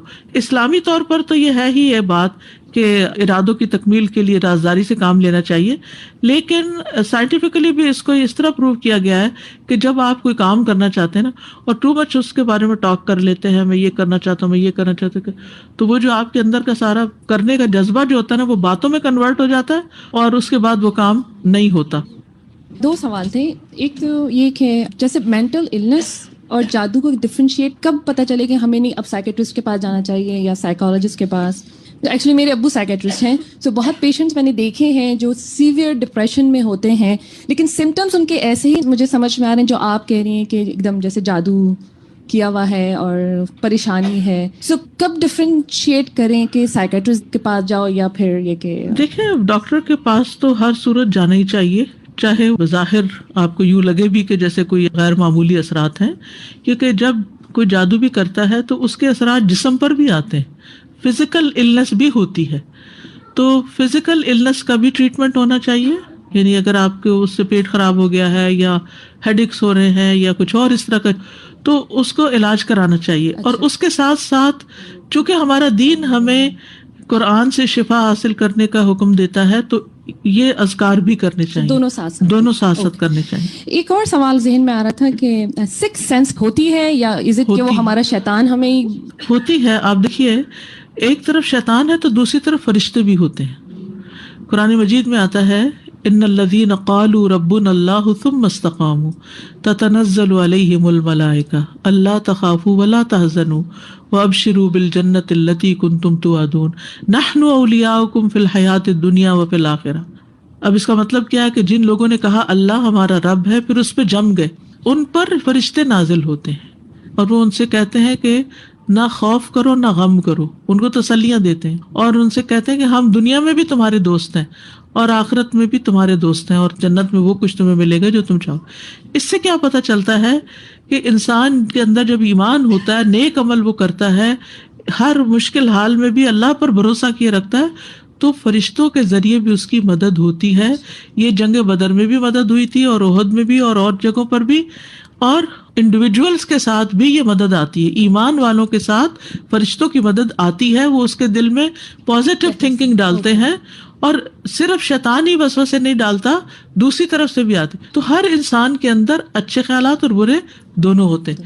تو جب انسان نیکی کرنے لگتا ہے تو اس کا ایمان مضبوط ہوتا ہے. جب ایمان مضبوط ہوتا ہے تو پازیٹیو تھنکنگ بڑھ جاتی ہے اور فرشتوں کی مدد بڑھ جاتی ہے. اور جب انسان اللہ کی نافرمانی کے کام کرتا ہے تو فرشتے پیچھے ہٹنے لگتے ہیں اور شیطان کا غلبہ بڑھ جاتا ہے. وہ کبھی کبھی ہوتا ہے نا کہ آپ کو پہلے سے احساس ہونے لگتا ہے، سو دیٹس ہمیں فرشتے بھی تو وہ فرشتے جو خیال ڈالتے ہیں نا پھر آ کے وہ آپ محسوس کرتے ہیں، اور اس کو بصیرت بھی کہہ سکتے ہیں آپ، کہ آپ فور سی کر سکتے ہیں، سکس سینس کہیں یا الہام کہیں، بصیرت کہیں، یعنی کہ وجدان کا، یعنی کئی نام ہیں اس چیز کے، لیکن یہ چیزیں ایگزسٹ کرتی ہیں. اب مثال کے طور پر حضرت عمر رضی اللہ عنہ خطبہ دے رہے تھے، اتنے میں عراق میں جو مسلمانوں کی فوج تھی وہ پسپا ہو رہی تھی، تو انہوں نے خطبے کے اندر ہی جرنیل کو مخاطب کیا. ان کو وہ ایک طرح سے الہام ہوا، انہوں نے جیسے کوئی ایک سین دیکھا ہو تو وہ وہیں سے آواز دیتے ہیں، یا ساریہ الجبل، اے ساریہ جو کمانڈر تھا پہاڑ کی طرف ہو جاؤ. اور وہ آواز کئی سو میل دور ان کے کان میں جا کے پڑتی ہے اور وہ اس کے مطابق عمل کرتے ہیں. تو یہ اللہ کی طرف سے مدد ہوتی. جن سے شیطان بھاگتا ہے وہاں فرشتے اس طرح کی خبریں بھی پہنچا دیتے ہیں، اور پھر انسان جب جواب دیتا ہے تو وہ وہاں تک بھی پہنچا دیتے ہیں. استاذہ مجھے ناموں کے تعلق سے پوچھنا تھا کہ نام بھی اثر کرتے ہیں؟ جی نام اثر کرتے ہیں. جیسے ابھی ہم نے پڑھا سحر کے بارے میں، تو سحر کے معنی بہت خراب ہیں اس میں، اور ہم نام رکھتے ہیں سحری کے تعلق سے سحر رکھتے ہیں، تو ہم اگر وہ سحر ہوتا ہے، سحر پکارتے تو غلط کرتے ہیں. جی تو اس کا اثر ہوگا؟ ہو سکتا ہے اثر ہو. وہ جو سحر ہے نا صبح کا، جی تو اس کو سحر بعض اوقات لوگ بولتے ہیں. ہاں تو سحر تو جادو کو کہتے ہیں. تو برے نام رکھنے سے منع کیا گیا ہے. جی یا اگر نام تو ٹھیک رکھا ہوا لیکن غلط پروننسیشن سے بھی روکنا چاہیے لوگوں کو. جی السلام علیکم استاد. وعلیکم السلام. یہ دل میں رہے کہ میری نظر لگ جاتی ہے، مجھے کچھ پتا چلے اپنے بچوں کے بارے میں یا کچھ بھی، تو کیا کرنا چاہیے؟ دعائیں بھی کرو، سب کچھ کرو، اس کے باوجود بھی یہ دل میں بار بار وہم آتا رہتا ہے، پھر ایسا ہو بھی جاتا ہے جیسا سوچتے ہیں کہ ہاں بھئی ایسا ہو نہ جائے، مجھے پتا چل گیا تو اب ایسا ہو جاتا ہے. اپنے آپ کو بھی نظر وہ دعا ہے نا، اللہم انی اعوذ بک من شر نفسی وشر الشیطان وشرکہ، تو اس طرح کی دعائیں پڑھنی چاہیے. رائٹ اوے اسی وقت پڑھنی چاہیے، اسی وقت جب وسوسہ آئے اسی وقت پڑھیں. جی. اور دوسرا یہ ہے کہ بہت نظر بھر کے نہ پھر اس چیز کو دیکھیں. یعنی جب آپ یہ سمجھتے ہیں نا کہ آپ کی نگاہ بہت لگتی ہے، تو ایک ہوتا ہے سرسری نظر سے کسی چیز کو دیکھنا اور کہنا ماشاء اللہ لا قوت الا باللہ، اور ایک ہے کہ اس کو دیکھا تو دیکھتے ہی چلے جانا، گھور گھور کے دیکھنا، جیسے وہ نہ کیا جائے. بچے جیسے آ کے ڈسکس کرتے ہیں کوئی جاب انٹرویو یا اپنے کاروبار کے بارے میں، ماشاء اللہ لا قوت الا باللہ یہ پڑھنا شروع کر دیں.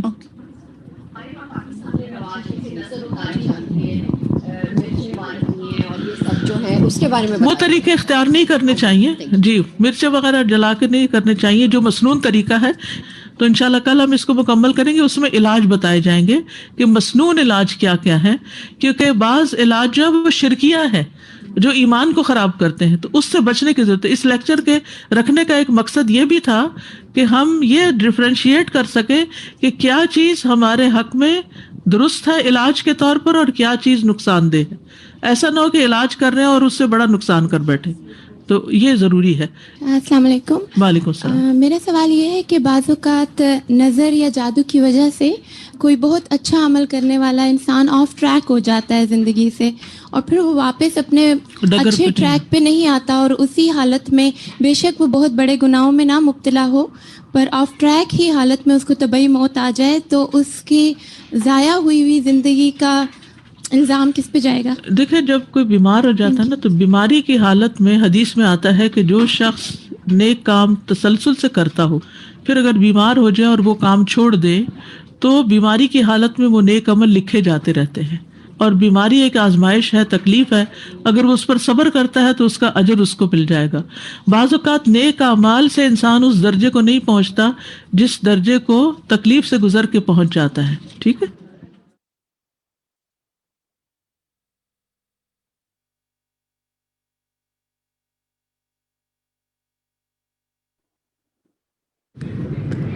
السلام علیکم ورحمۃ اللہ وبرکاتہ. امید ہے آپ سب خیریت سے ہوں گے. لائیو ڈسکشن میں حصہ لینے کے لیے سمپلی آپ کو 3 اسٹیپس کرنے ہیں. نمبر 1، اپنی اسکرین پر دیکھیے آپ کو کچھ آپشنز نظر آ رہے ہوں گے. You have to click on the raise hand option. Blue hand کا مطلب یہ ہے the host can see your request. جب ہوسٹ آپ کو پرمیشن بھیجے تو پلیز ایکسیپٹ دیٹ، اور اس کے بعد جب آپ کا نام لیا جائے تو پلیز انمیوٹ یور سیلف اور ڈسکشن میں حصہ لیجیے، اور اپنی بات کہنے کے بعد فوراً اپنا مائک جو ہے اس کو بند کر دیجیے. آپ اس کے علاوہ جو ہے چیٹ کی ونڈو میں بھی اپنے ریفلیکشنز لکھ سکتے ہیں، اور اگر آپ کے کوئی سوالات ہیں تو آپ ہماری پینلسٹ کی ٹیم کو Q&A میں لکھ کر بھیج سکتے ہیں. اوور ٹو یو نیلوفر باجی. جزاک اللہ خیر کثیر شفق. جی السلام علیکم. الحمدللہ اب ہمارا ڈسکشن ٹائم ہے. انشاءاللہ آج کے لیکچر کو ہم ڈسکس کریں گے، اور پھر اس کے بعد اسما زبیر کی آواز میں انشاءاللہ ہم اسما خدا کی آواز میں ہم آج کی کچھ دعائیں سیکھیں گے جو صبح شام کی ہیں. تو جناب ہم شروع کرتے ہیں. ہم دیکھتے ہیں کون سے ساتھی جواب دینا چاہتے ہیں. جی ہمارے ساتھ سب سے پہلا ہاتھ جن کا کھڑا ہے وہ ریحانہ نگہت ہے. ریحانہ آپ کو آواز آ رہی ہے میری؟ السلام علیکم ورحمۃ اللہ وبرکاتہ. وعلیکم السلام ورحمۃ اللہ وبرکاتہ. ٹھیک ہے جی، ہمارے پاس کیونکہ وقت کم ہوگا، میری گزارش سب ساتھیوں سے ہوگی کہ بس ایک ساتھی نے سلام کر لیا، میں نے سلام کر لیا، اب باقی ساتھی ڈائریکٹ انشاءاللہ جواب دینا شروع کریں. میرا پہلا سوال آپ سے ریحانہ یہ ہے کہ عام جادو اور کالا جادو میں کیا فرق ہے؟ آج کیا سمجھ میں آیا آپ کو؟ ہاں، عام جادو تو وہ ہوتا ہے نا جو عام آج کل کے ماحول کے مطابق ہوتا ہے کہ تعویذ لگا دیا یا اونچی آواز سے بولیے، قریب.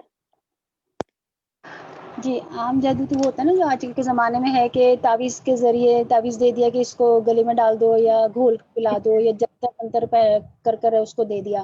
اور کالا جادو یہ ہوتا ہے جس میں نجاست سے آیات لکھی جاتی ہے نا، پرانی آیات کو الٹا کر کے لکھ دیا، حرام بالکل درست جواب ہے آپ کا. جزاک اللہ خیرن کثیرا. وغیرہ خون سے لکھا جاتا ہے. نیکسٹ سوال لیتے ہیں ہم. نیکسٹ سوال ہم امرین تاج سے لیتے ہیں. امرین آپ اپنا مائک آن کیجئے. نیکسٹ سوال جو ہے وہ میرا یہ ہے کہ جادو کی مزید کون کون سی اقسام ہیں؟ جی 2 تو انہوں نے بتائی، لیکن اور کون سی اقسام ہیں؟ جی سحر تفریق، سحر محبت، سحر جنون، سحر خمون، سحر امراض، سحر استزازیہ. سحر استحاضہ، ٹھیک ہے، سحر جی ٹھیک ہے. استحاضیہ، سحر خواطر اور سحر تخیل. کوئی آپ بتا سکتی ہیں کسی ایک کہ سحر تفریق کیا ہوتا ہے؟ میاں بیوی میں تفریق ڈالنا یا رشتوں میں تفریق ڈالنا. اس کی سب سے بدترین شکل یہ ہے، صرف میاں بیوی نہیں بلکہ قریبی یعنی میاں بیوی یا قریبی رشتوں یا کاروباری رشتوں میں بھی تفریق، ہر طرح کی تفریق ڈالنا. ٹھیک ہے، جزاک اللہ خیرن کثیرا. اندلیب اسلم آپ سے سوال کرتے ہیں. آپ مزید بتائیں گے اندلیب کہ یہ سحر محبت کیا ہوتا ہے، سحر تخیل کیا ہوتا ہے؟ جی یہ کہ کسی کے دل میں اپنی محبت ڈالنے کے لیے ان کے اوپر کچھ کرنا. ہم نے پچھلی کلاس میں پڑھا تھا نا کہ سورۃ البقرہ کی آیت بھی پڑھی تھی، وَاتَّبَعُوا مَا تَتْلُو الشَّيَاطِينُ، آج پلے کی گئی ہے وہ کلاس سے پہلے. تو اس میں کیا تھا کہ شوہر اور بیوی میں جدائی ڈالتے تھے وہ جو 2 مقرر کیے گئے تھے. تو یہ یہاں پر جو ہے وہ اس کا الٹ ہے کہ کسی کے دل میں اپنی محبت ڈالنا. ٹھیک ہے، سحر تخیل کیا ہے؟ جی سیر تخیل خیال سے ہے نا، سوچیں کیا دماغ، یعنی کہ ان کے خیالات کو مفلوج کرنا، وہم دماغ ڈالنا. یہ وہم کی جو بیماری ہوتی ہے نا، بہت لوگوں کو جو وہم آتے ہیں یہ بھی شیطان کی طرف سے. اسی لیے کہا گیا نا، جب نماز پڑھ رہے ہوں اور وسوسے اور وہم آنے لگے تو بائیں جانب جو ہے وہ تھو 3 دفعہ اعوذ باللہ کہہ کے 3 دفعہ تھتکار دو تاکہ شیطان سے پناہ مانگی جائے. ٹھیک ہے. سحر جنون کیا ہے؟ شہر جنون وہ دماغ مفلوج کر دینا. ٹھیک ہے، جزاک اللہ خیر کثیرہ. آگے دیکھیں، سحر خمول ہے کاہلی سستی میں مبتلا ہونا. سحر حواتف ہے چیخو پکار میں مبتلا کرنا. پھر سحر امراض جیسے مرگی وغیرہ میں مبتلا کرنا. اور استحاضہ کی بیماری، یہ بھی شیطان کا ایک ٹوکا ہی ہے. ٹھیک ہے جی. نیکسٹ سوال میں پوچھتی ہوں فرخندہ جبین سے. جی فرخندہ، آپ اپنا مائک آن کیجئے. جو ساتھی جواب دیتے جا رہے ہیں وہ اپنا ہینڈ ڈاؤن کر لیں تاکہ پھر ہم باقی ساتھیوں کو موقع دیں. جی فرخندہ، آواز آ رہی ہے آپ کو؟ جن و انس کو اللہ تعالیٰ نے اپنی عبادت کے لیے پیدا کیا ہے، اور ان میں قدر مشترک ہے کہ دونوں ہی اللہ کے تابع فرمان ہیں، اور ان کو دونوں کو یہ حکم دیا گیا ہے کہ وہ اللہ کی عبادت کریں اور اس کے ساتھ شرک نہ کریں. سورہ رحمان میں درست ہے، آدھا جواب درست ہے، آدھا جواب ہم مزید دیکھ لیتے ہیں. آپ نے بالکل درست کہا کہ دونوں کو اللہ نے عبادت کا حکم دیا ہے، لیکن اس کے علاوہ ان دونوں میں جو قدر مشترک ہے وہ یہ ہے کہ دونوں میں عقل ہے، دونوں مکلف ہیں، یعنی دونوں ارادے کی قوت دی گئی ہے. فرشتوں کو تو نہیں دی گئی نا، دے آر پروگرامڈ اللہ کی عبادت پہ. اللہ نے ان کو عبادت کے لیے لگا دیا، بس وہ عبادت کرتے ہیں. انسان کو اللہ نے ارادہ دیا، اختیار دیا کہ تمہاری مرضی ہے تم عبادت کرو، تمہاری مرضی تم نہ کرو. سملر از ود جن. ٹھیک ہے. اور دونوں کے اندر اچھا کرنے اور برا کرنے کی قدرت پائی جاتی ہے. یاد رکھیے فرشتوں میں نہیں پائی جاتی نا، وہ تو اچھا ہی کرتے ہیں. دونوں کے پاس جو اختیار ہے نا، یہ بہت اہم ہے. اسی لیے انہی دونوں سے پوچھ ہے، انسانوں اور جنوں سے. جزاک اللہ خیر کثیرا. نیکسٹ سوال ہم دیکھتے ہیں سیما منور آپ سے. سیما، آپ بتائیں گی کہ جنوں کی تخلیق کس چیز سے کی گئی ہے؟ قرآن اور حدیث کی روشنی میں بتائیے. جی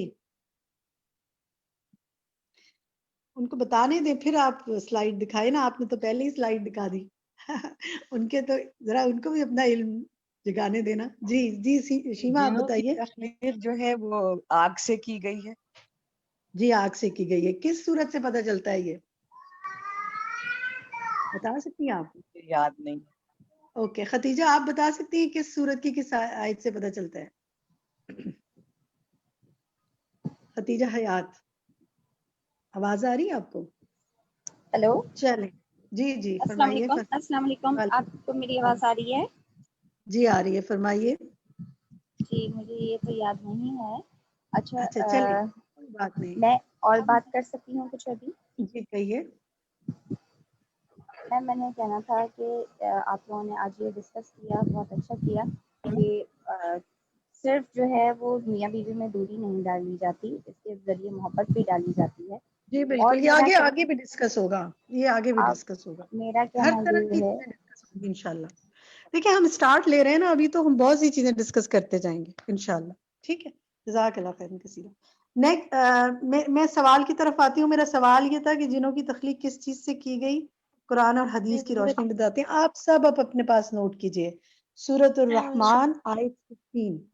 ابھی آپ کوشش کیجئے اس ہفتے اس کی ایک دفعہ کم سے کم ضرور تلاوت کریں. سورۃ الرحمن آیت 15. وَخَلَقَ الْجَانَّ مِن مَارِجٍ مِّن نَارٍ. اور جنوں کو آگ کے شعلے سے پیدا کیا گیا. اور نبی صلی اللہ علیہ وسلم نے بھی کیا بتایا؟ فرشتوں کو نور سے، ابلیس کو آگ سے، اور آدم علیہ السلام کی تخلیق اس چیز سے جس کی وضاحت پہلے ہو چکی، یعنی مٹی سے. ٹھیک ہے. نیکسٹ سوال جی ہم دیکھتے ہیں زرکا نور آپ سے. زرکا آپ یہ بتائیں گی کہ جنوں کی کتنی اقسام ہیں؟ 3 اقسام بتائی گئی تھی، آپ بتا سکتی ہیں وہ کیا 3 ہیں؟ زرکا آپ کو آواز آ رہی ہے؟ اچھا جی مجھے آواز آ رہی ہے، لیکن مجھے اس کا جواب نہیں پتا. کوئی بات نہیں. آپ نا آپ شائستہ عمران آپ بتا سکتی ہیں؟ شائستہ عمران. جی باجی، جنوں کی جو ہے 3 اقسام ہیں. جنوں کی ایک قسم اڑتی ہے، ایک سانپ اور کتے کی ہے، اور تیسری جو ہے وہ کہیں اور رہتے ہیں اور پھر چلے جاتے ہیں، جیسے گھروں میں، پانی میں اور جنگلوں میں، اور کالے کتے کو بھی شیطان کہتے ہیں۔ ٹھیک ہے، بالکل صحیح، جزاک اللہ خیر، بارک اللہ فی علمک۔ نیکسٹ سوال یہ ہے میرا، انجم جمال سے پوچھ لیتے ہیں، کیا جنات شکلیں بدلنے اور انسان کے خون میں داخل ہونے کی صلاحیت رکھتے ہیں؟ جی، جنات شکلیں بدلنے اور انسان میں داخل ہونے کی صلاحیت رکھتے ہیں۔ ٹھیک ہے جی، ساتھ ہی آپ سلائیڈز دکھا دیں اگر وہ سوال جب جواب دے رہے ہیں تو، جزاک اللہ خیر کثیرہ۔ نیکسٹ سوال میرا آپ کی، میں ذرا تیزی سے موو کروں گی، سوال زیادہ ہے، میں چاہتی ہوں وقت کے اندر مکمل کریں۔ جنات کے کمزور پہلو کیا کیا ہیں؟ یہ آپ بتائیں گی؟ افرا آپ بتائیں گی جی کہاں کا وہ کمزور ہیں؟ جی افرا بتا سکتی ہیں آپ؟ جی، جنات کی کچھ خصوصیات بھی ہیں اور ویکنیسز بھی ہیں۔ ان کی چال بہت بڑی کمزور ہے، اور نیک بندے اور جن کا ایمان مضبوط ہوتا ہے ان پر شیطان ان پر کا اثر تسلط نہیں نہیں کر ہوتا، سکتے، ٹھیک ہے، اور جنات کو مطیع اور تابع فرمان کیا جا سکتا ہے، جس طرح حضرت سلیمان علیہ السلام کے دور میں تھے وہ۔ ٹھیک ہے، اور جزاک لیکن یہ کہ پھر اچھا ٹھیک ہے، جزاک اللہ خیر۔ ہم جواب مزید دیکھ لیتے ہیں، آپ کا جواب بہت درست جواب آپ دے رہی ہیں۔ پیغمبروں کی طرح معجزات نہیں لا سکتے، خواب میں، یہ بہت اہم ہے، جنات نبی صلی اللہ علیہ وسلم کی شکل اختیار نہیں کر سکتے، آسمان اور زمین کے ایک حد تک پہنچ سکتے ہیں، اور بہت انٹرسٹنگ یہ ہے کہ جنات بند دروازے نہیں کھول سکتے۔ آپ چیٹ میں لکھیے کہ اس سے کیا سمجھ میں آیا، اگر وہ بند دروازے نہیں کھول سکتے تو ہمیں کیا کرنا چاہیے، پھر ہمیں کیا کرنا چاہیے جس سے کہ ہماری چیزوں کی حفاظت ہوگی؟ جی بالکل، بسم اللہ پڑھ کر چیزوں کو ہمیں بند کرنا چاہیے، بالکل، تو انشاءاللہ پھر جنات اس کو نہیں کھول سکیں گے۔ میرا نیکسٹ سوال جو ہے وہ میں چیٹ پہ سوال لیتی ہوں تاکہ ہم زیادہ سوال کور کر سکیں۔ چیٹ میں سوال پوچھتی ہوں، آپ لوگ لکھیے وہاں پر۔ میرا سوال یہ ہے کہ کیا جنات میں مسلمان جن بھی ہوتے ہیں؟ کیا آپ اس کی کوئی دلیل دے سکتے ہیں قرآن سے، کوئی سورت اور آیت جو کوٹ بھی کی گئی تھی جس میں یہ بتایا ہو کہ جنات میں مسلمان جن بھی ہوتے ہیں؟ دیکھتے ہیں جی کیا جواب آتا ہے۔ سورت جن، بالکل، سورت جن کی آیت 11 نوٹ کر لیں اپنے پاس، سورت جن کی آیت 11 میں یہ بات ہے جس میں جنہوں نے کہا کہ کچھ ہم میں سے مسلمان ہیں اور کچھ ہم ان کے علاوہ ہیں۔ نیکسٹ سوال جو ہے میرا اپنے کسی ساتھی سے میں کرتی ہوں یہ سوال کہ انسان جنات کے ساتھ کیا 3 طرح کے معاملات کرتے ہیں؟ احمدی الماس آپ سے پوچھے، یہ آپ کا یہ نام آ رہا ہے میرے پاس، اگر آپ اپنا مائک کھولیں، کہ جنات انسان جنات کے ساتھ کیا 3 طرح کے معاملات کرتے ہیں؟ جی بتائیے احمدی، آپ سن پا رہی ہیں احمدی؟ کون بتا سکتا ہے وہ اپنا مائک کھول؟ جی کہیے۔ انسان کے ساتھ شیطانی معاملہ کرتا ہے، نمبر 1، اور نمبر 2 رحمانی معاملہ کرتا ہے، اور نمبر 3 شاہی معاملہ کرتا ہے۔ جزاک اللہ خیر، بارک اللہ فی علمک، تفصیل آپ لوگ دیکھ سکتے ہیں۔ نیکسٹ سوال ہم دیکھیں گے، یاسمین خانم سے پوچھتے ہیں، انسان اور شیطان کا آپس میں باہمی تعلق کیسا ہے؟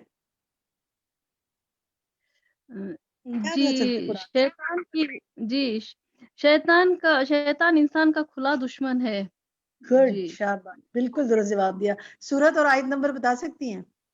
جی، سورہ یوسف کی آیت نمبر 5 میں ابھی استاذہ نے بتایا تھا۔ اللہ بارک اللہ فی علمک، بہت غور سے آپ نے سنا، اللہ تعالیٰ آپ کے علم و عمل میں برکت فرمائے، جزاک اللہ خیر۔ نیکسٹ لیتے ہیں جی، نیکسٹ سوال لیتے ہیں ہم حفصہ اظہر سے لیتے ہیں۔ حفصہ آپ بتا سکتی ہیں شیطان اپنی دشمنی کیسے دکھاتا ہے؟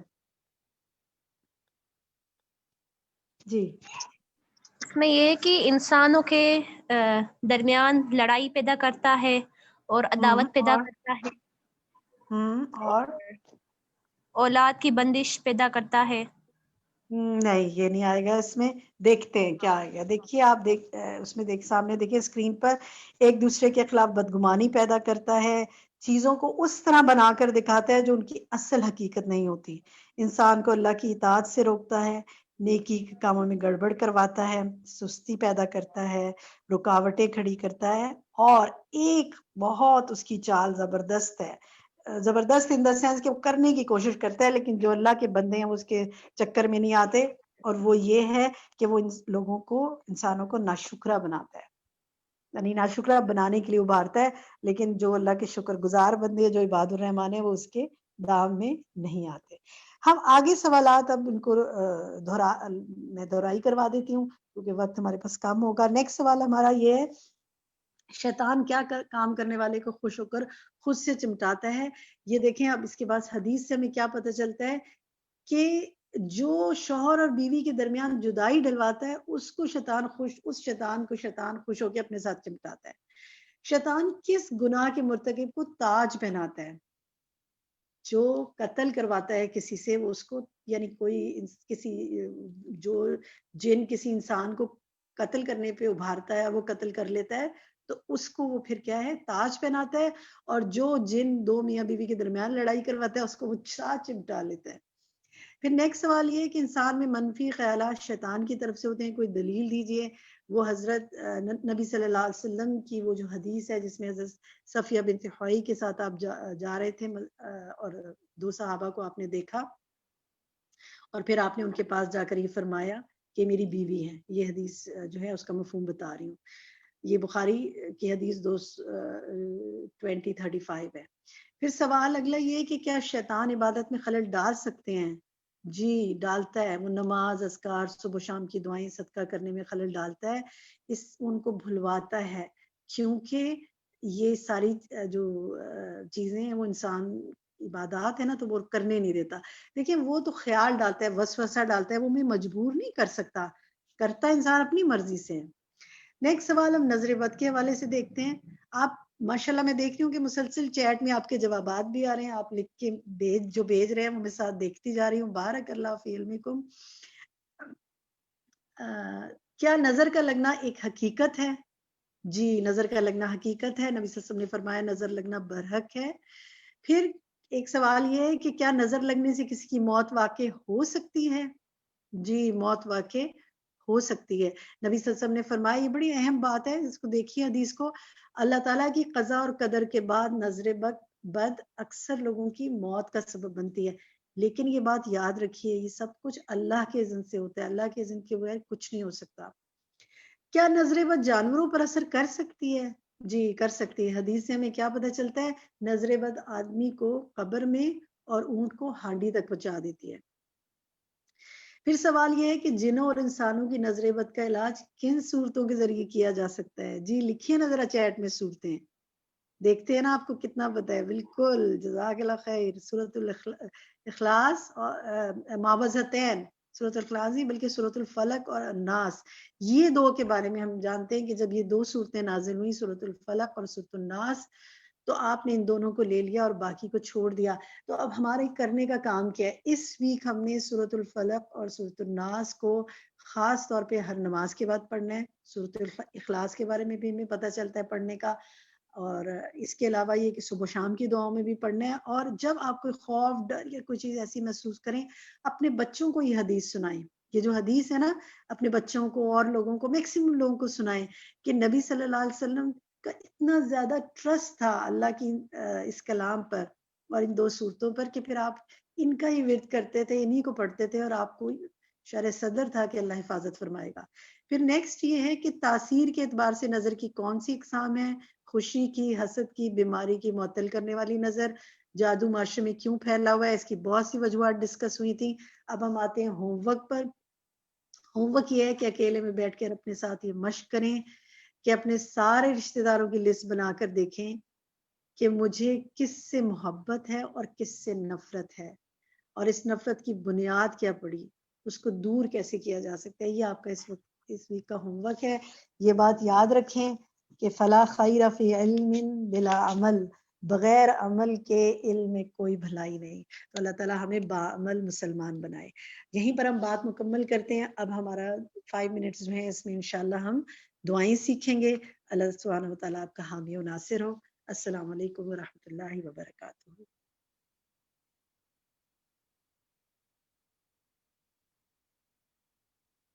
رب اشرح لي صدري ويسر لي أمري واحلل عقدة من لساني يفقه قولي أعوذ بالله من الشيطان الرجيم بسم الله الرحمن الرحيم أصبحنا على فطرة الإسلام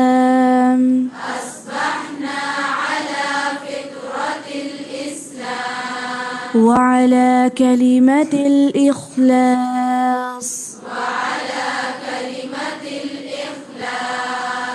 وعلى دين نبينا محمد صلى الله عليه وسلم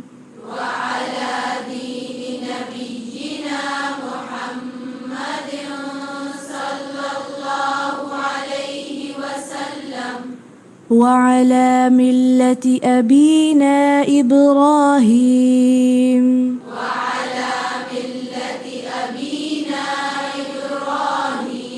حنيفا مسلما وما كان من المشركين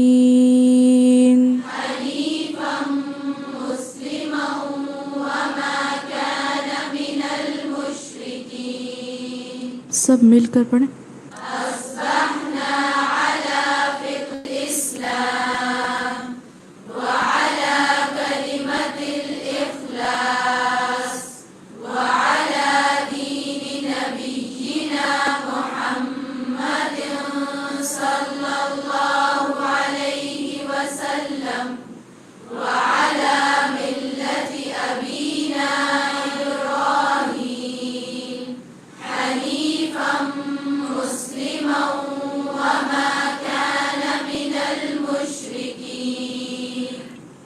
اللهم ما أصبح بي من نعمة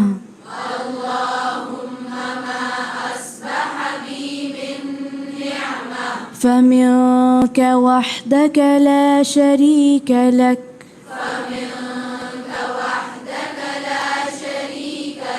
فلك الحمد ولك الشكر پھر سے پڑھیں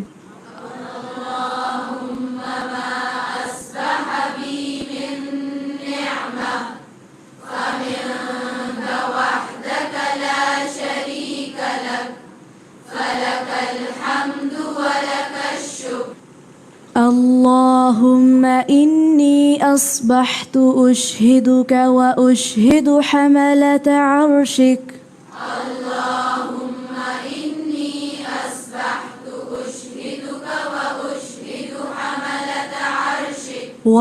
وملائكتك وجميع خلقك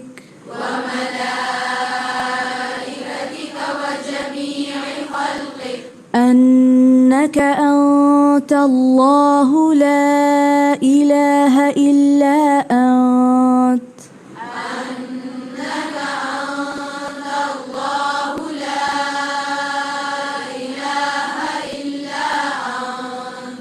وحدك لا شريك لك وأن محمدا عبدك ورسولك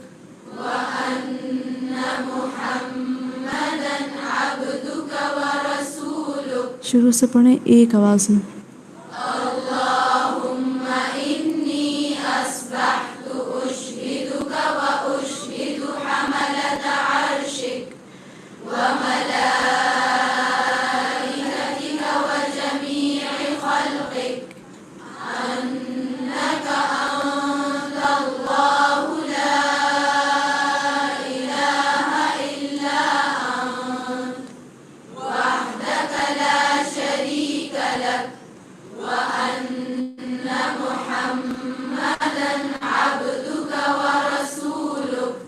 سبحانك اللهم بحمدك نشهد أن لا إله إلا أنت نستغفرك ونتوب إليك.